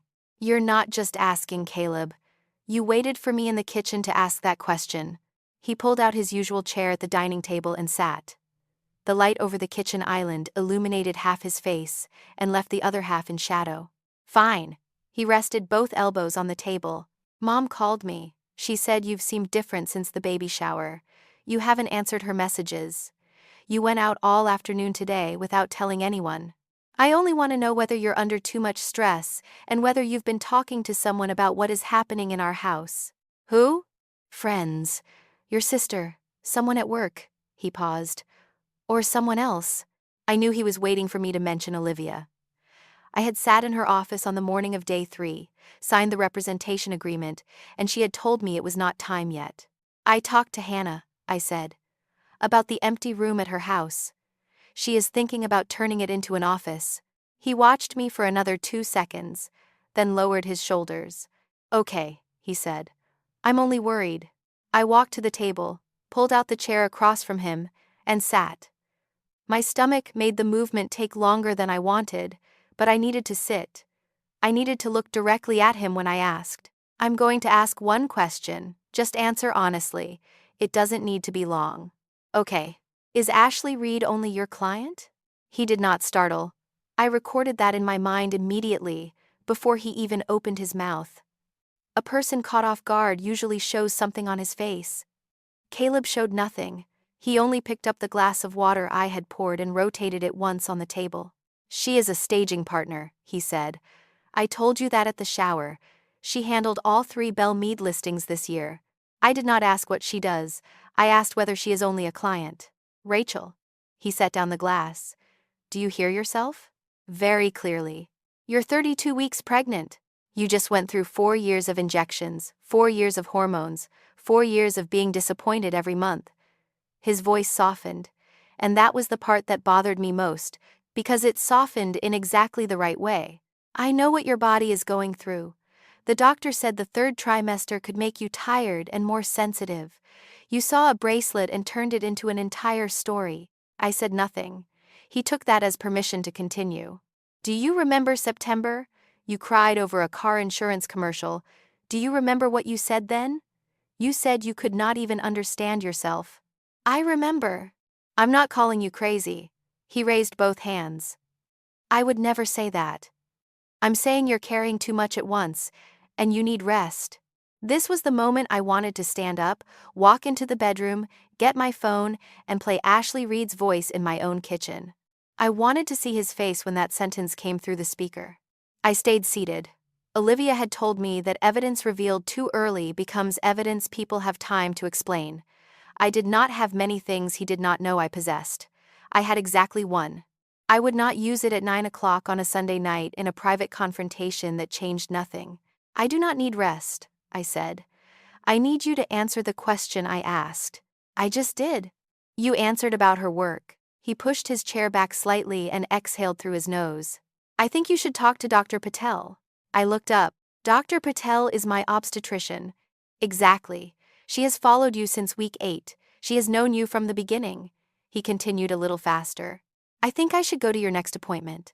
I want to ask her a few questions about prenatal anxiety, about what happens after delivery. I want to know what I should prepare for. You want to ask my doctor about me. I want to understand my wife. You missed 5 of 8 appointments, Caleb. The sentence came out before I could stop it. I saw it strike him. He blinked once. I have a job. I did not say you do not have a job. I said you never wanted to sit in that room with me. Now you do. Yes, I do. He nodded slowly. I want you to sign an authorization so the doctor can speak with me. I want to see the records. I'm your husband and her father. I placed both hands on the table. This was the moment I had to choose, and I knew I had only a few seconds before the silence became an answer of its own. No, I said. No what? If you want to come to an appointment, I will consider it, but I will not sign an authorization giving you access to my medical records. 4 years of treatment records belong to me. My pregnancy records belong to me. I will share reasonable information concerning Clara. You do not get to read my entire medical chart. The kitchen was silent. The refrigerator hummed, then stopped. Do you hear the sentence you just said? His voice was very quiet. My wife, pregnant with my child, is refusing to let me talk to her doctor. I am not forbidding you from speaking with Dr. Patel about Clara when I agree. Rachel, normal people do not react this way. He stood. Do you understand how this looks from the outside? You hide what you're doing, you disappear all afternoon, you ignore my mother, and now you will not let me know what the doctor says about you. That is exactly what makes me worry that you're unstable. He picked up his briefcase and walked out of the kitchen. I heard him climb the stairs, then the office door close. I sat for another minute, then I stood, took my prenatal notebook from the drawer, opened to a blank page in the back and wrote, Sunday, 9:04 p.m. Caleb asked what I had told other people about my mental state. Said his mother called him, asked whether I had spoken to anyone else. I asked whether Ashley Reed was only a client. He answered about her work, not the question, mentioned 4 years of treatment and hormones. Said I built a story from a bracelet, proposed attending the next appointment and requested access to records. I refused access to personal records and agreed to share reasonable information about Clara. He said normal people do not react that way and said he was worried I was unstable. At 9:19 p.m., he went upstairs to the office. I recorded the beginning and ending times exactly as Olivia had instructed. No adjectives, nothing about how I felt. My phone vibrated at 9:47. A message from Caleb, sent from upstairs, 15 steps away from me. I don't want to fight. I'm only concerned about your mental state and the baby. I think you should attend an appointment with me. If you don't want to, I respect that, but I need to document that I offered. I read the final sentence 3 times. He needed to document that he had offered. No one writes a sentence like that to his wife from inside the same house. People write that sentence when they know someone else may read it later. I did not reply. I took a screenshot with the time visible and sent it to Olivia with 3 lines of notes. The next morning, day 9, she called at 8:15 while I sat in my car in the company parking lot. Did you turn on a recorder during the conversation last night? No. Good, do not. I heard paper turning. Did you document it immediately afterward? Within 10 minutes. Keep that note exactly as written. Do not edit a single word, even a spelling error. Do not delete the 9:47 message, and do not answer with any sentence admitting that you are stressed, exhausted, or anxious. Why? Because this is the first time he has put it in writing. She slowed her voice. Rachel, I am not telling you that you do or do not have a condition. That is not my role, and it is not something you need to debate with anyone. What concerns me is that as of last night, your husband began creating a message trail where he is the concerned person and you are the person with a problem. Your task is not to prove you are normal. Your task is to preserve the exact time, preserve the original, and not write anything they can reuse. I looked through the windshield at the crowded parking lot. He has not told anyone else. I said. Only me. Are you sure? I could not answer. At 11 that morning, my phone vibrated on my desk. Diane Morgan, an attachment. I opened it in the middle of the office, and the title appeared before the first line of text. Temporary family agreement following Clara's birth. I did not read it at the office. I looked at the title for exactly 3 seconds, locked the screen, placed the phone face down on my desk, and continued processing a medical claim for a client in Murfreesboro until lunch was over. This job had taught me one thing. Reading an important document with shaking hands is the fastest way to miss the most important part of it. At 1 that afternoon, I texted Olivia. At 2, I was sitting in the small conference room at her office with a cup of cold tea and an 11-page printout spread in front of me. "Have you read it?" Olivia asked. "No, I wanted to read it for the first time with you." She pushed the printout toward me, then read it aloud. "Not for me to hear, for you to hear." Page 1 was full of kind phrases. "In the best interest of Clara Rose Morgan, for family stability during the transition period, for Rachel's health and recovery." My full name, Rachel Morgan, appeared throughout, and at the bottom of every page was a short line for initials. Page 3 was where the kind language ended.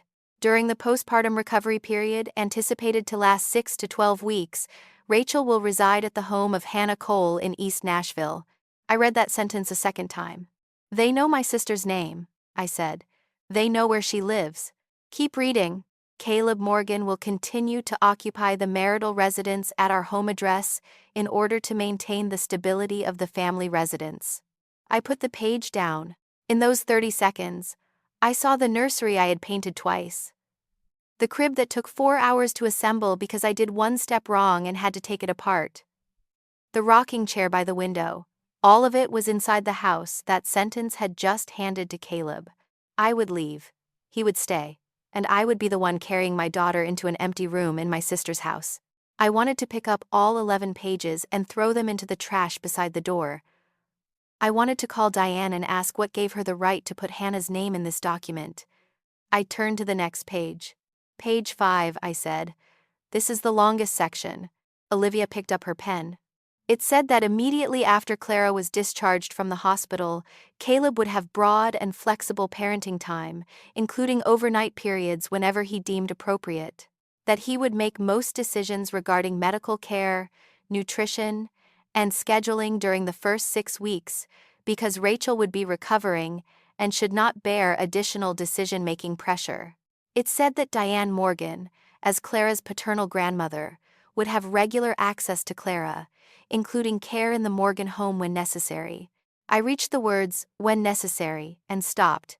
Who decides when it is necessary? The document does not say. Olivia underlined the phrase.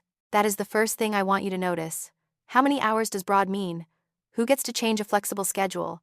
Whenever he deems appropriate means Caleb decides. When necessary also fails to say who determines necessity. Whatever the reason they drafted it this way, every one of those ambiguities benefits Caleb and Diane. What do I get in this? Read it and tell me whether there is a single line describing what you receive." I reread pages 3 through 7. Not one sentence described what I received. There were only sentences saying I needed rest.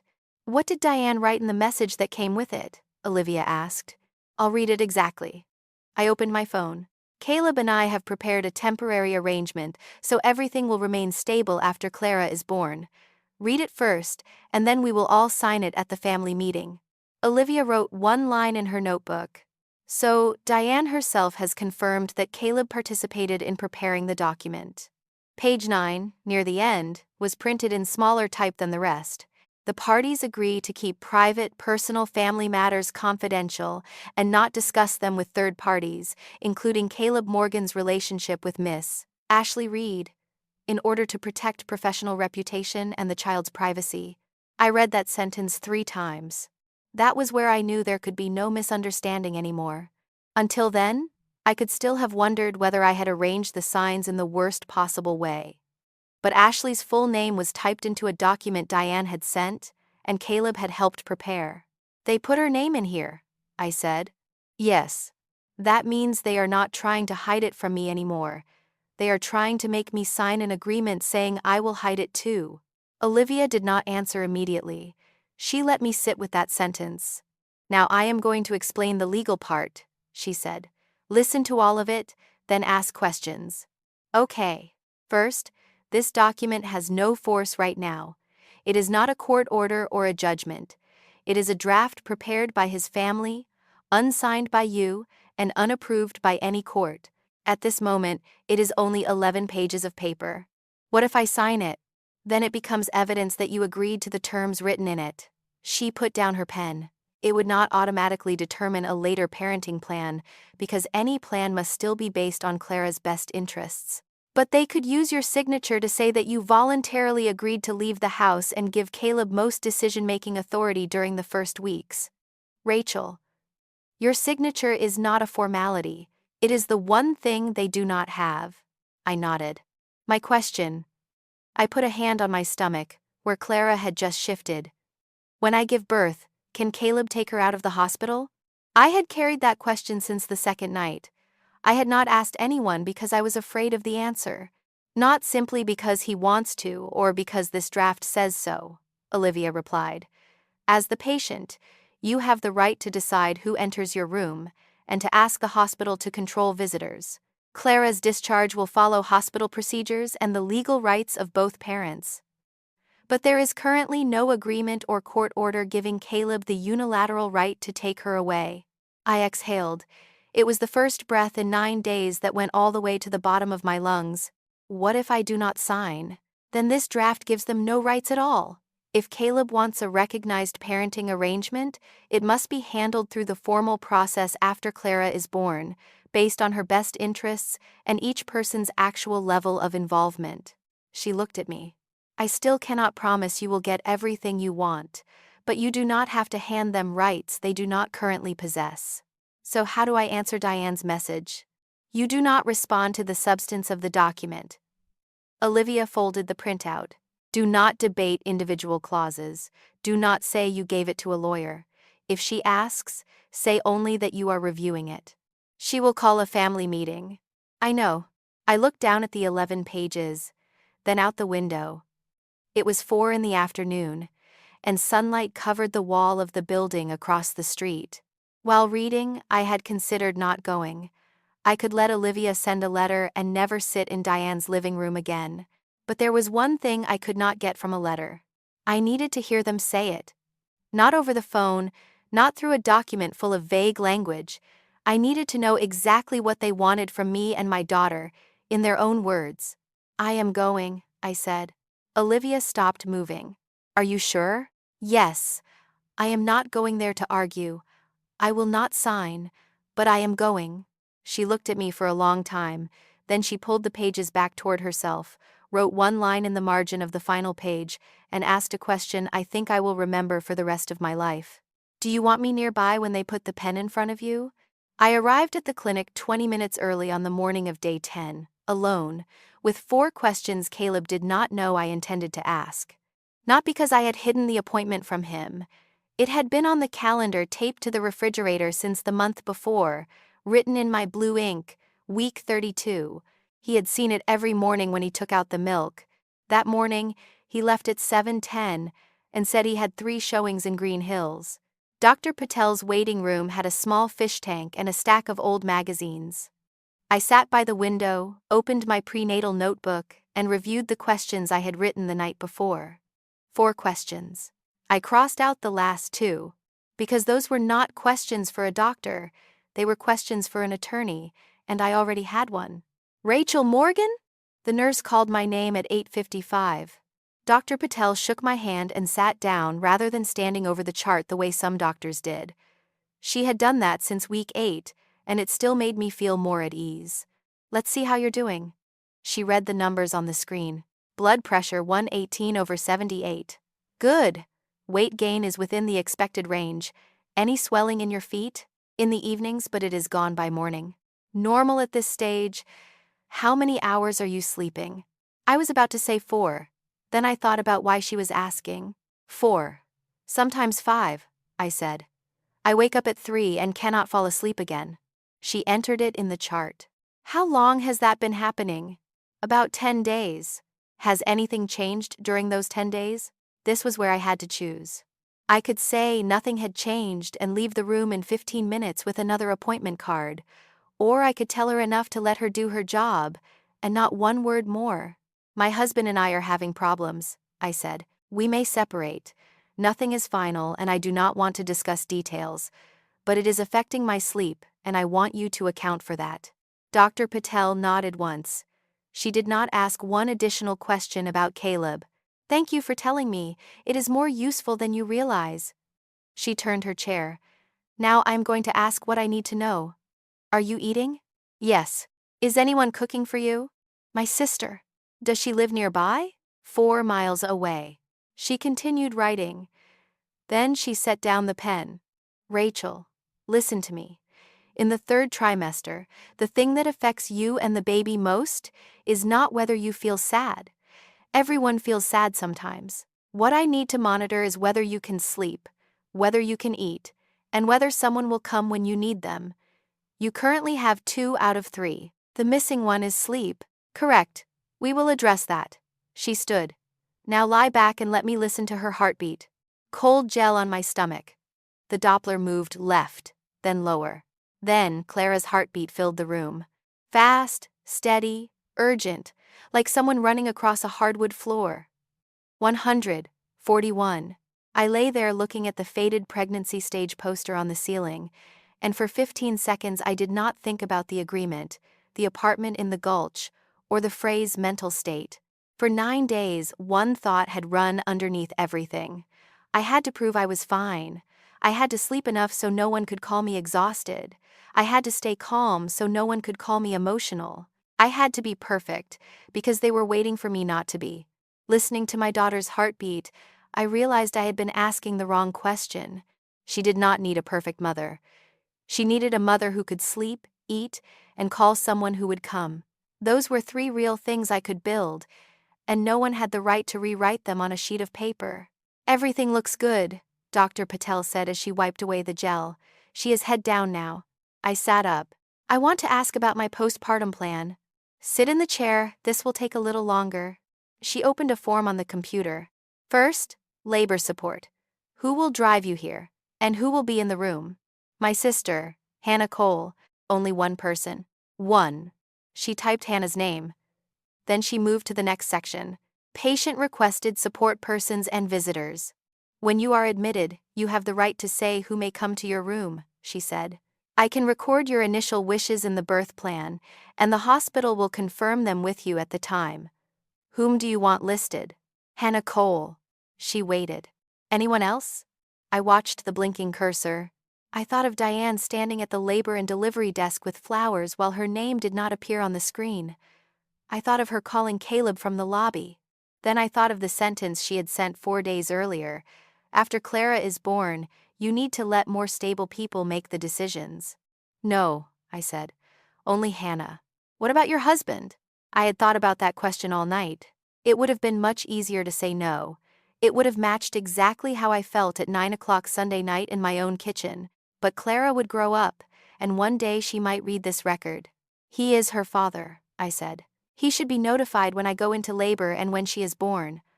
I will decide at the time, based on the circumstances, whether he comes into the room. I do not want to exclude him completely in advance. Dr. Patel added another line.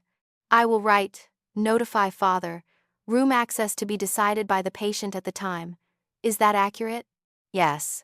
Now your medical records. She turned the screen toward me. At present, your husband has no authorization to access your records. You have never signed one for anyone. Do you want to change that? No, keep it as it is. Are you sure? Some patients add their spouses for convenience. I am sure. I sat straighter.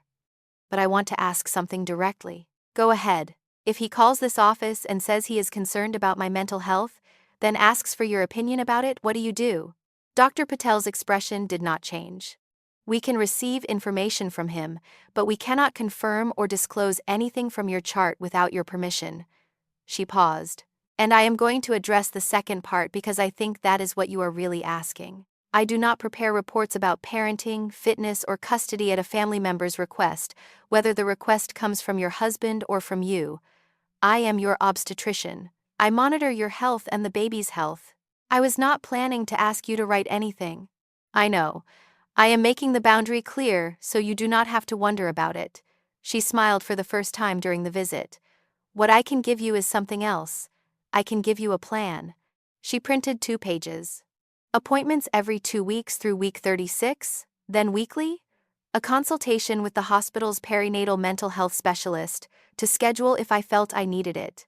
A list of symptoms requiring an immediate call. Sleep guidance. The postpartum support section listed Hannah Cole. Take these home and read them. Do not try to do everything in 1 week. She handed me the pages. And Rachel, one last thing. You do not have to pretend you have no emotions. It would be unusual not to worry in the 3rd trimester. What I need from you is honesty, like you gave me this morning. That is enough. I left the clinic at 10:20, carrying 2 pages and an appointment card.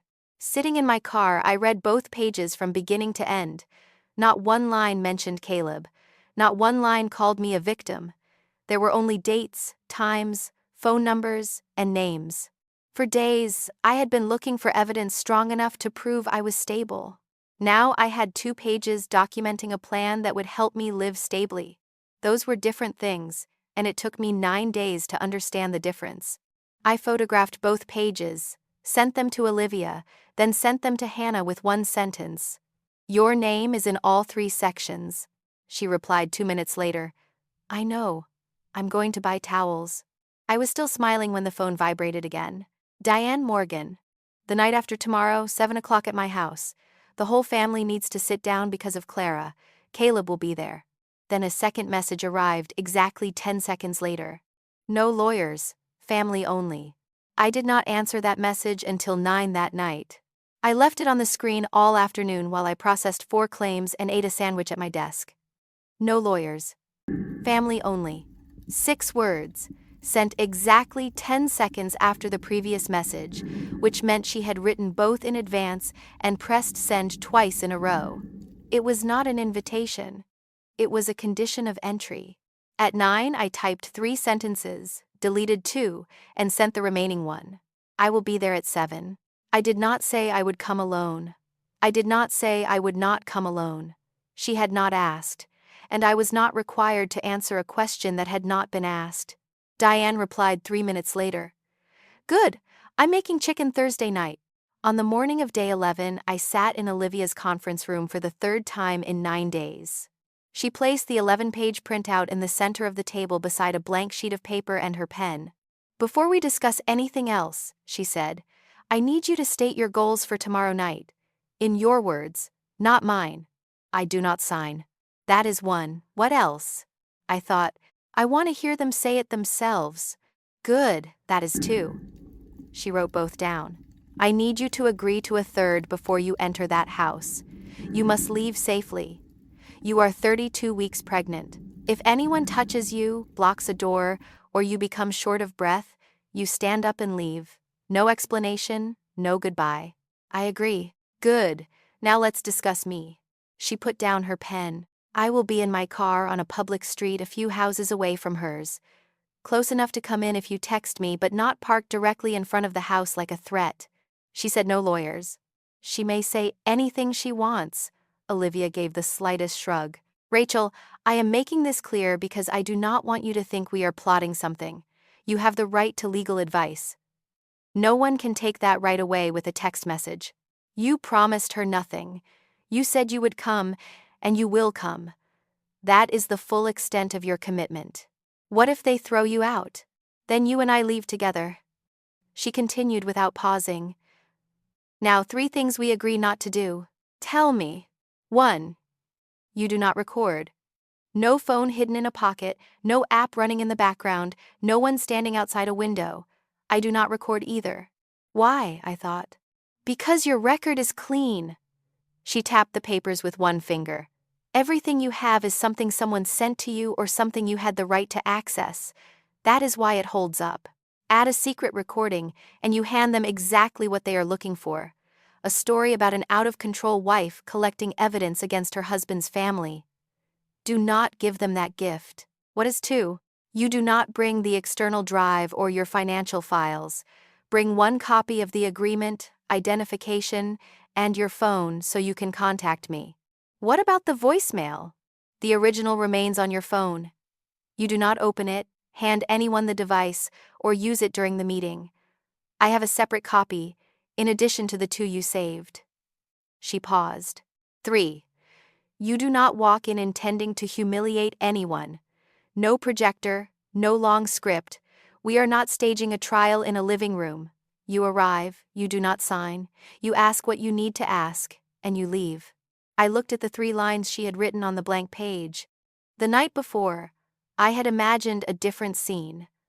I stood in the middle of the living room, played the voicemail, and the 3 of them sat in silence while Ashley Reed's voice came out of my phone. I had imagined Diane's face. I had imagined it more times than I wanted to admit. I wanted to tell Olivia I needed that scene, that after days of being called emotional, I deserved 1 minute no one could argue with. Okay, I said. My 3 boundaries. I do not sign. I do not debate my mental state. I do not let Diane make decisions for me. Olivia wrote all 3 down, folded the paper in half, and pushed it toward me. Read these 3 lines again before you ring the doorbell. On the afternoon of day 12, I arrived at Hannah's house at 4. She already knew. I had called the night before and told her enough. The location, the time, that Caleb and Diane would be there, and that Olivia would park nearby. What do you need me to do? She asked, handing me a glass of iced tea. Keep this. I gave her an envelope. Backup copies, statements, screenshots of messages, the agreement. I'm bringing only 1 copy of the agreement. I'll put it in the top drawer. Remember the time, I go in at 7. If I haven't texted by 9, call Olivia first. Do not call me. I saved her number. Hannah leaned against the kitchen counter. Do you want me to come with you? I looked at her. Part of me wanted to say yes. I wanted her beside me. I wanted her to speak for me when Diane began using that voice of hers. No, I said. If you go in, it becomes your family against theirs. I need to say my part myself. Hannah nodded. She did not ask again, and I was grateful for that. At 5:10, Caleb called. I was sitting in my car in a grocery store parking lot with the engine off. Are you there yet? He asked. No, it's 2 hours away. I know you don't want to come tonight. His voice softened, the voice he used with hesitant clients. But I think this is a chance to save something. We can come through this without destroying everything, Rachel, for the baby's sake. This was the point where I usually began explaining. For 7 years, I had always explained. I told him how I felt, what I needed, what I hoped for, and he listened, and nothing changed. I will be there at 7, I said. That's all you're going to say? Yes. He was silent for a beat. Fine, I'll see you at Mom's. At 6:40, I parked half a block from Diane's house. Olivia's car was already there, parked across the street with the interior lights off. She did not wave. She only looked at me through the windshield and nodded once. I took the folded paper from my bag and read the 3 lines. At 6:58, I rang the bell. Diane opened the door with an apron tied around her waist and the smell of roasted chicken behind her. Come in, Rachel, it's cold. I had sat in her living room hundreds of times. The cream-colored sofa, the wedding photograph of Caleb and me hanging to the left of the fireplace, still there. Caleb stood when I entered. And in the armchair by the window, both hands on her knees, wearing a gray sweater, sat Ashley Reed. She did not stand. She looked at me, then lowered her eyes. No one introduced her as a client. No one said she was only stopping by. Diane walked around me, picked up a plate from the coffee table, and moved it aside without offering one word about why that woman was present at an evening meant for family only. It was the clearest answer I had received in 12 days. Sit here, Rachel. Diane pointed to the center of the sofa. I sat down with my purse in my lap. The 11-page agreement lay open on the coffee table in front of me. Not to page 1. To the last page. The page with 3 signature lines. The line bearing the name Rachel Morgan was closest to me. And across that line, its point aimed toward me, lay a pen. Diane poured tea for me before sitting down.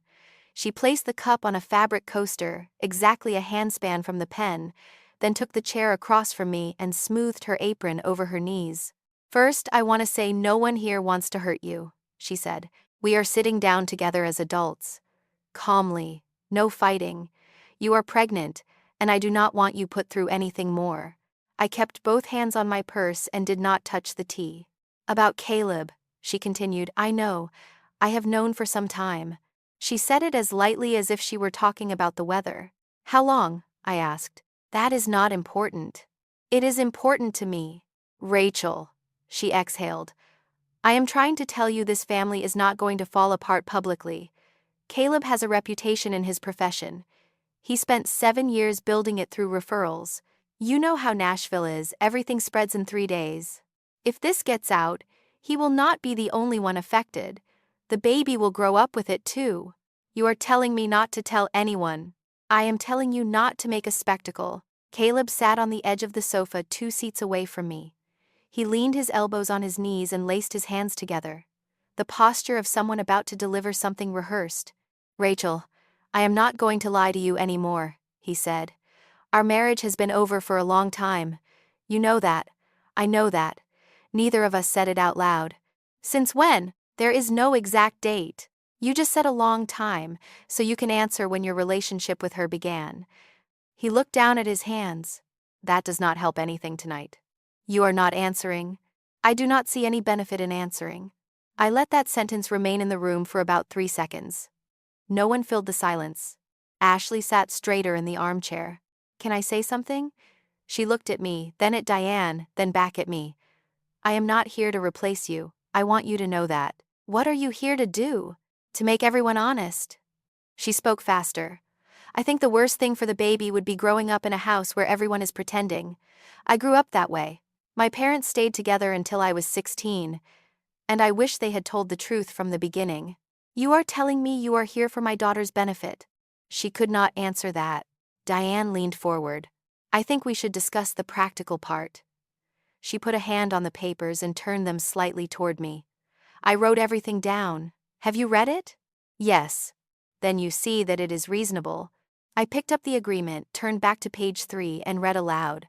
During the postpartum recovery period, anticipated to last 6 to 12 weeks, Rachel will reside at the home of Hannah Cole in East Nashville. I turned another page. Caleb Morgan will continue to occupy the marital residence at our home address. I put the papers back on the table. You wrote that I will leave my own home, take my daughter, and stay in my sister's house for 3 months while he remains in the house with the nursery I spent 4 years preparing. You make it sound terrible when you say it that way. I am reading it exactly as written. Rachel, after giving birth you will not be able to manage on your own. Her voice hardened slightly. You need someone to cook, someone to watch the baby while you sleep. At Hannah's you have your sister. At your house, who do you have? Caleb works all day. Then why does he need to keep the house? No one answered. Ashley spoke, and she chose the wrong moment. You need to recover, everyone says that. The first 6 weeks are. Go on, I said. She stopped. I turned toward Diane. I am asking one question, and I want a direct answer. Who decided that after I give birth, I will not be capable of making decisions? The room went silent. I heard the oven in the kitchen beep once, and shut off. Diane looked at Caleb. Caleb looked down at the rug. Ashley looked toward the window. 3 people, 3 directions, and no one looking at me. That was the answer. No one has decided anything, Diane said. Everyone is only worried about you. You wrote that during the first 6 weeks, Caleb will make decisions about Clara's medical care, nutrition, and schedule. Not me. That is not concern. That is a clause. It is temporary. There is no end date in the document. You are picking apart every word. I am reading every word. You wrote them. Caleb looked up. Enough! He pushed the agreement toward me, and this time the pen slid with it and stopped against my finger. Sign it, Rachel. It is temporary. 3 months. After 3 months we sit down and revise anything you want. I promise. I looked at the pen. It was a cheap blue ballpoint with the logo of his real estate office printed on the barrel. For about 2 seconds, I saw exactly what would happen if I picked it up. Immediate relief in the room, Diane pouring more tea, someone talking about roasted chicken, me driving home and never having to endure another evening like this one. Then I saw page 5. I pulled my hand back and placed it in my lap. I am not signing. Why? Because I do not agree to it. You can revise it. Then bring the revised version to my attorney. That was the first time I said those two words in that room. Diane sat straighter. You have a lawyer? Yes. I said no lawyers. You told me to come. I came. Caleb stood from the sofa. See? He spoke to Diane, not to me. This is exactly what I told you. She does not communicate with me anymore. She disappears all afternoon without texting. She will not let me talk to the doctor. Now she hired a lawyer behind my back. He turned toward me. Rachel, you are 32 weeks pregnant and you cannot even sign one paper to protect your child. Do you understand how that looks from the outside? This is exactly what I am worried about. Exactly. He stood there with one hand pointing at the agreement, using my refusal to sign as evidence that I was unstable. He did not know I had heard that sentence before. Not from him. I reached into my purse, took out my phone, and typed one word into the message I had prepared at 6 that evening. Now. I pressed send and placed the phone face down in my lap. Who did you text? Caleb asked. I did not answer. Rachel, who did you just text? The doorbell rang. Diane did not stand immediately. She looked at me first, then went into the hallway. I heard the deadbolt, then her voice. I'm sorry, who are you? I'm Olivia Grant. I represent Rachel Morgan. She is inside and asked me to come in. This is my private home, and this is a family matter. I understand. I am here at my client's request. If you do not want me inside, Rachel will come outside and the conversation ends here. There was a silence of about 4 seconds. Then footsteps crossed the hardwood floor, and Olivia entered the living room. She wore a gray wool coat and carried a slim briefcase and her phone. She did not look at Caleb or Ashley. She walked directly to me. Are you all right? I'm all right. She stood beside the arm of the sofa and turned toward the room. I will be brief. I represent Rachel. She has decided not to continue any discussion about marital property or Clara without legal advice. Caleb was still standing. We're having a family conversation. Please leave. I will leave when Rachel leaves.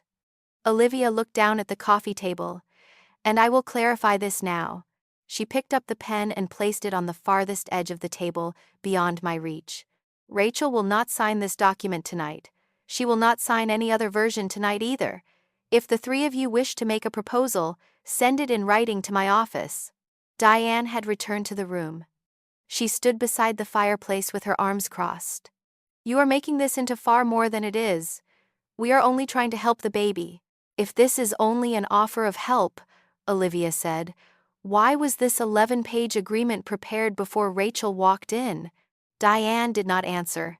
It contains provisions about where Rachel will live, use of the house, time with Clara, decision-making during the first weeks, and confidentiality regarding Mr. Morgan's relationship with Miss Reed. Olivia placed her briefcase on the table. This is not an impromptu family discussion. That is irrelevant. It is directly relevant. Olivia turned to me. Rachel, the decision is yours. This was the moment I had imagined dozens of times over 12 days. I looked at Ashley first. She sat on the edge of the armchair with her hands clenched together. Then I looked at Caleb, who had just used my refusal to sign as proof that I was unstable. Play it, I said. Olivia placed her phone in the center of the coffee table, between the untouched tea and the 11-page agreement. This is a copy of a voicemail sent directly to Rachel Morgan's phone at 6:52 a.m. on Monday. The original remains preserved in its original condition. She pressed play. There was the sound of an engine, a turn signal. Ashley's voice came through, unguarded and unperformed, the voice of someone driving and accustomed to talking to the person on the other end. Cale, I just left the Franklin place. I should be there in 15 minutes. I called the property manager. They're holding the unit for us through the end of the month. You said we had to wait until after she gives birth, but they need an answer about the lease this week. I can't sign it alone. A short pause. A car horn in the distance. Oh, your mom called me this morning. She brought up yesterday again. She said it was fine, not to worry. No one noticed the name thing. Then she brought up that idea from before. Then the sentence came through. Your mom said that after the baby is born, all we have to do is prove she's unstable. I think it's a little extreme, but she said the first few months are the easiest time. Everyone's exhausted, everyone cries and... A pause. Wait. Fabric rustled. Plastic struck plastic. No, no, no, that's not. The voicemail cut off in the middle of the word. The phone screen turned off by itself. No one in that room breathed loudly enough to hear. Ashley lifted a hand over her mouth. She did not look at me. She stared at the phone on the table as though it had betrayed her. "That's my voice," she said very quietly. "It's being misinterpreted." Caleb spoke quickly, and he spoke to Olivia rather than to me. It is less than a minute taken out of context. She was repeating something someone else said. It was not anyone's plan. "Then who was the someone else?" Olivia asked. "You are trying to trap me. I am only asking who said it first, if Miss Reed was repeating it." Caleb turned to Ashley. "What did you tell me about that call? You said you called the wrong number and left nothing." Ashley lowered her hand. "I do not remember what I told you then." "You made that sentence up." "I did not make anything up." Her voice rose. "You and your mother discussed this with me. You said to let Rachel give birth and then everything would be easier. When I asked what easier meant, you told me not to worry." "Ashley, you said you would move in with me after she gave birth." Ashley turned toward Diane. "You knew too. You told me Rachel would be too exhausted to object." Diane kept her arms crossed. "I never said anyone should take another woman's child," she said. "I said a woman who has just given birth needs help. That is what I believe. That is still what I believe. Rachel, you know I never wanted to hurt you. You put your own name into the agreement," I said. "You wrote that I would leave my house. You wrote that you would have regular access to Clara. You wrote all of that before she was born. I wrote it because someone had to think ahead." Caleb sat on the edge of the sofa. He turned toward me, and his voice changed completely. "Rachel." He extended one hand without touching me, resting it on the cushion between us. "I was wrong. I am saying it plainly. I was wrong. I will not argue one more sentence." He spoke quickly. "But listen to me for 1 minute. If this becomes public, I lose everything. My business depends on referrals. If one client knows, 30 people will know. I will have nothing left to support Clara." He glanced at Olivia, then looked back at me. "We handle this privately. No public filing. I will sign anything you want. Set the terms and I will agree to all of them. Just do not let this affect my career." That was the most honest sentence he spoke all evening. He did not ask me to forgive him. He did not ask whether I was hurt. He asked me to keep it quiet. I sat still for about 3 seconds. Part of me still wanted to accept the offer. 7 years did not disappear in 12 days.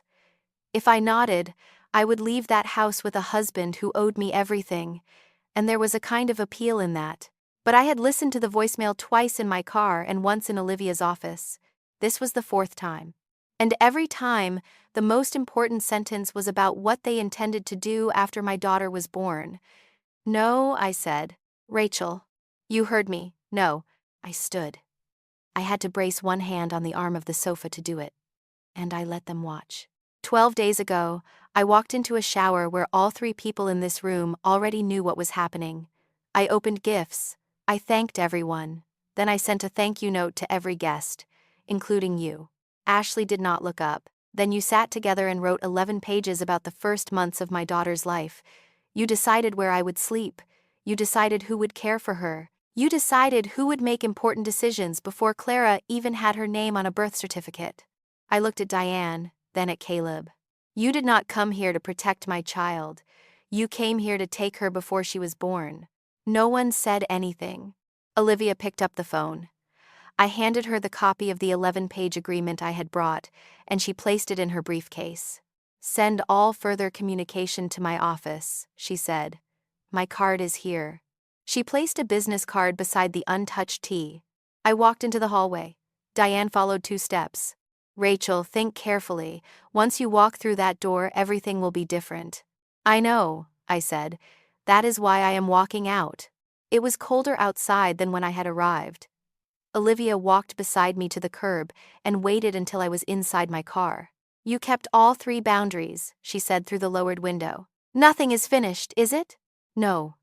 She looked at me. "There has been no ruling tonight and no parenting plan. You simply refused to sign a document that did not protect you." She tapped the roof of the car lightly. "That was all you needed to do tonight." I drove to Hannah's house. She was waiting on the porch with the outside light on. The next morning, Olivia called at 9:10. I just filed the divorce petition. The clerk's office confirmed receipt. She paused. I also sent notice to Caleb that you will not sign any private agreement. Any proposal involving Clara will go through counsel and the formal process after she is born. Caleb called me 17 times during the first 2 days after Olivia filed for divorce. I did not answer once. On the 18th call, he sent a message. You do not need to do this through lawyers. I am your husband. I forwarded the message to Olivia and did not reply. She called me that afternoon. From now on, all communication regarding property, the house, and any proposal involving Clara will go through my office and Caleb's attorney. His counsel contacted us this morning. What did they say? They said your refusal to sign the agreement concerned their client? She read the sentence in a reporting tone. I responded that the document had never taken effect and that you had no obligation to sign it. They did not repeat the point. That was all? That was all. Rachel, most of this process will be letters and dates. It will not look like the other night, and that is a good thing. There was one question that took me 3 nights to decide. Whether Caleb should be told about the remaining prenatal appointments. At 34 weeks, I sat in my car outside the clinic holding my phone and considered saying nothing. He had missed 5 of 8 important appointments. Maybe he would not ask now either. I texted Olivia. What am I required to tell him? She called back within 2 minutes. Caleb has no right to your private medical records and no automatic right to attend every appointment. But you said you did not want to cut him off from reasonable information about Clara. She paused. You may send brief updates through me. Information about the baby only, not your entire medical chart. From that day on, after each appointment, I sent Olivia 3 lines: gestational week, Clara's heart rate, and whether anything abnormal had been found. She forwarded them to Caleb's attorney within 24 hours. Caleb acknowledged none of those updates during the next 4 weeks. At 36 weeks, I moved into Hannah's house. I brought 2 suitcases of clothes, my hospital bag, the newborn supplies Olivia had approved, and 4 boxes of personal records and document copies.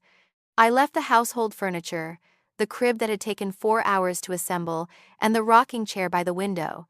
Before locking the door, I photographed every room and sent the pictures to Olivia with the date and time. You are not taking the crib? Hannah asked as I carried in the last box. No, it was purchased from the joint account. Then where will Clara sleep? I will buy another one. I asked Olivia first. The next afternoon, Hannah drove me to buy it. We assembled it in 40 minutes because this time I knew which step had to come first. It sat against the left wall, 4 feet 4 inches long, leaving almost 20 inches exactly as I had measured on day 8. Diane called the hospital when I was 38 weeks pregnant. I knew because a member of the birth registration staff called me immediately afterward. A woman named Diane Morgan asked about the maternity visitor process and when you might be admitted, she said. We did not confirm that you are a patient and did not provide any information. I am calling so you are aware. My visitor list has not changed? It has not. Hannah Cole only. Then leave it that way.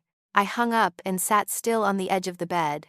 I wanted to call Diane and let her know I knew what she had just done. I did not. I recorded the date and time, sent it to Olivia, and put down the phone. Diane was not allowed into my room. That was all I needed. Not a punishment. Only a patient's boundary documented in the hospital record.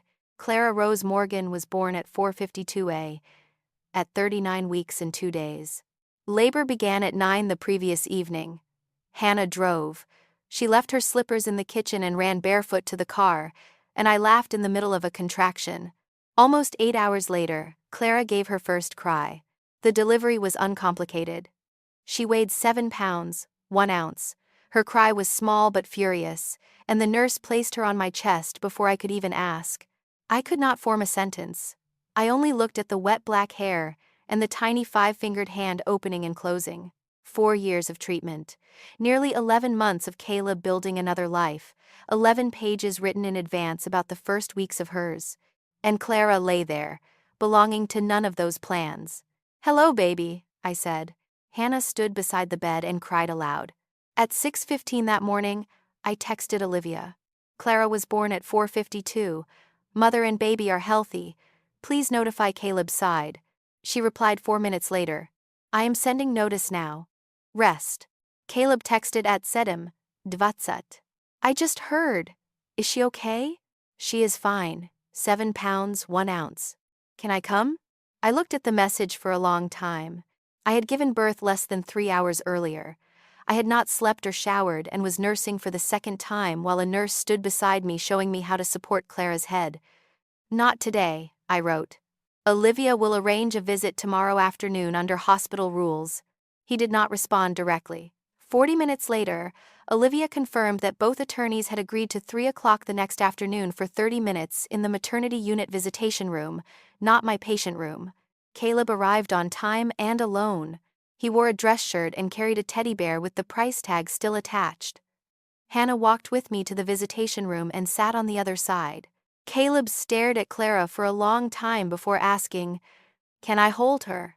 I handed her to him and showed him how to support her head. He sat with Clara in his arms and could not speak for almost a minute. "She looks like you," he said. "She looks like a newborn." He gave a very short laugh. Then his face changed. "Rachel. Don't. I was only going to say." "Caleb, not here, not today. You have half an hour with her. Use it for her." He fell silent. For the next 20 minutes, he only looked at Clara. He did not mention the agreement, the house, or my mental state. When the time was almost over, he handed her back. His hands were awkward as he transferred her into my arms. "When can I see her again?" he asked. "The lawyers will arrange it." He nodded and left the room. There was no shouting, no security, no confrontation at the hospital. I carried Clara back to my room, placed her in the bassinet, and stood watching her sleep. During the weeks before, I had thought everything was about proving what Caleb had done. The voicemail, the apartment, the missed appointments, and the agreement. But watching him hold Clara for the first time, I understood something else. She would not grow up on what Caleb wrote or promised. She would grow up on whether he showed up consistently. That was the question he had to answer with his behavior. 2 weeks later, the first parenting visit took place at Hannah's house, 90 minutes, with me in the home. Caleb arrived 10 minutes early holding a brand new stiff-covered notebook and a pen. He wrote the date at the top of the page, then looked at me. "How often does she eat?" "Every 2.5 hours?" I said. "Sometimes every 2. She does not follow a clock." He wrote it down. Then he kept asking, and I answered each question. How long she usually slept, how much milk went in each bottle, why she had to be burped, which cries meant hunger, why there could not be a pillow in the crib. During those 90 minutes, he filled 2 pages. He changed 2 diapers and had to redo both.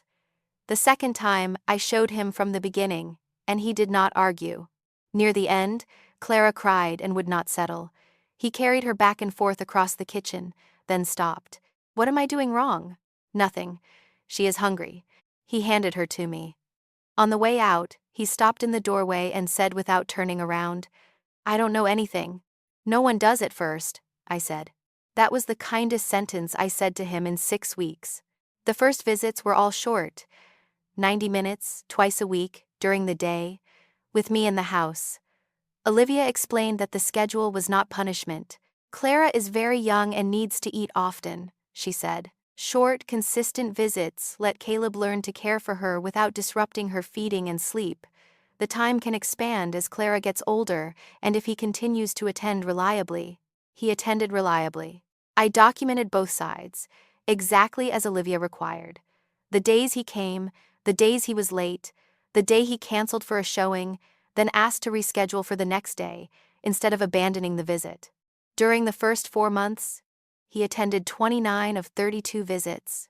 I gave the log to Olivia. She read the final number and looked at me. "This number helps Caleb." "It is true." I pushed the page toward her. "I am not keeping records to make him look worse. I am keeping them so they are accurate." In the 3rd month, the court required both of us to complete a co-parenting education course. We registered for different class times. Caleb completed his course. The certificate went to both attorneys and into the file.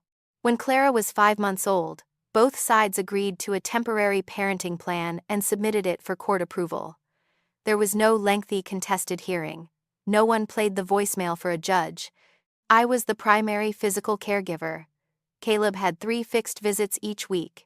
His time expanded in stages if he continued participating consistently. He continued to show up. By the time Clara was almost 1, 2 of the 3 visits had expanded into longer daytime periods. Caleb still could not change the schedule on his own, but he no longer needed me in the same room reminding him of each step. No line said I had won. No line said he was being punished because of Ashley Reed. "You understand why, don't you?" Olivia asked when she handed me the plan. "Because infidelity does not determine whether someone can be a father." "Correct. And the voicemail does not decide the outcome by itself." She placed a hand on the file. "It only shows that a plan was discussed. Everything else shows what each person actually did." The file contained the voicemail, Diane's messages, the 11-page agreement, the joint account statements, the schedule of 5 appointments Caleb missed, the childbirth class he did not attend, my postpartum support plan, and the log of his visits with Clara. No single piece of evidence saved me. The entire sequence of events made it impossible for anyone to turn their words into truth merely by repeating them often enough. The house was resolved in the 7th month. Caleb wanted to keep it. His attorney proposed that he buy out my share and pay me over 4 years. Diane called me for the first time in months. "That is the family home," she said. "Clara should have somewhere familiar to return to." "She has never lived there for a single day, Diane." She went silent. I think it was the first time she had heard me call her by her first name. I did not object because I wanted Caleb to lose the house.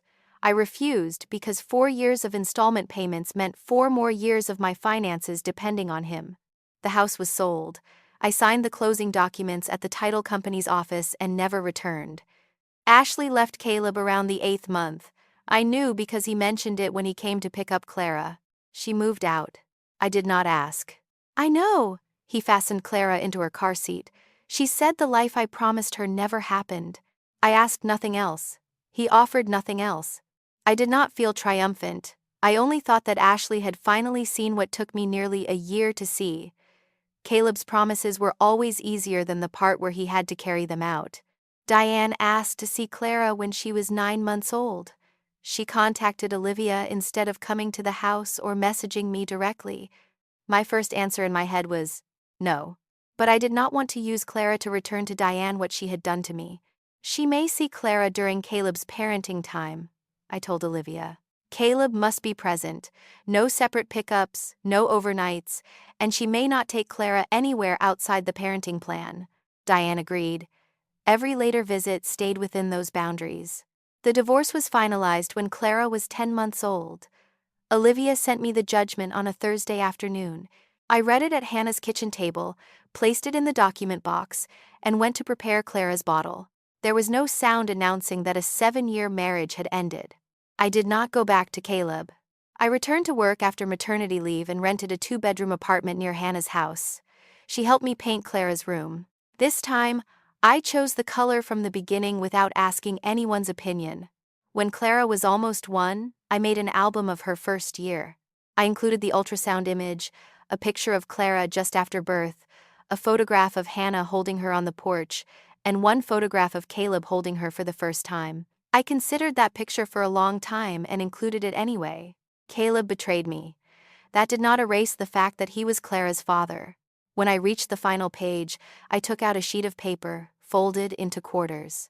The baby shower guest list. Near the bottom, handwritten in blue ink in Diane Morgan's slanted script, was the name Ashley Reed. I opened the paper under the kitchen light and looked at it. That day, I did not know what kind of evidence I was holding. I only knew there was a name that should not have been there, and I needed to look at it again when no one else was in the room telling me everything was completely normal. That was what I kept from all of it. Not the feeling when Caleb begged me to keep quiet. Not Ashley's face when she heard her own voice coming from a phone in the living room. The moment when I saw something that did not make sense and did not force myself to explain it away. I attached the list to the final page of the album, whole and untrimmed. Ashley's name was still there, but it no longer made me feel replaced in my own day. It only marked the day I began to trust what I saw. I closed the album and walked into Clara's room. She lay in the crib with one hand raised over her head, breathing evenly. The room was smaller than the nursery in the old house, but everything in it stood where I had chosen to place it.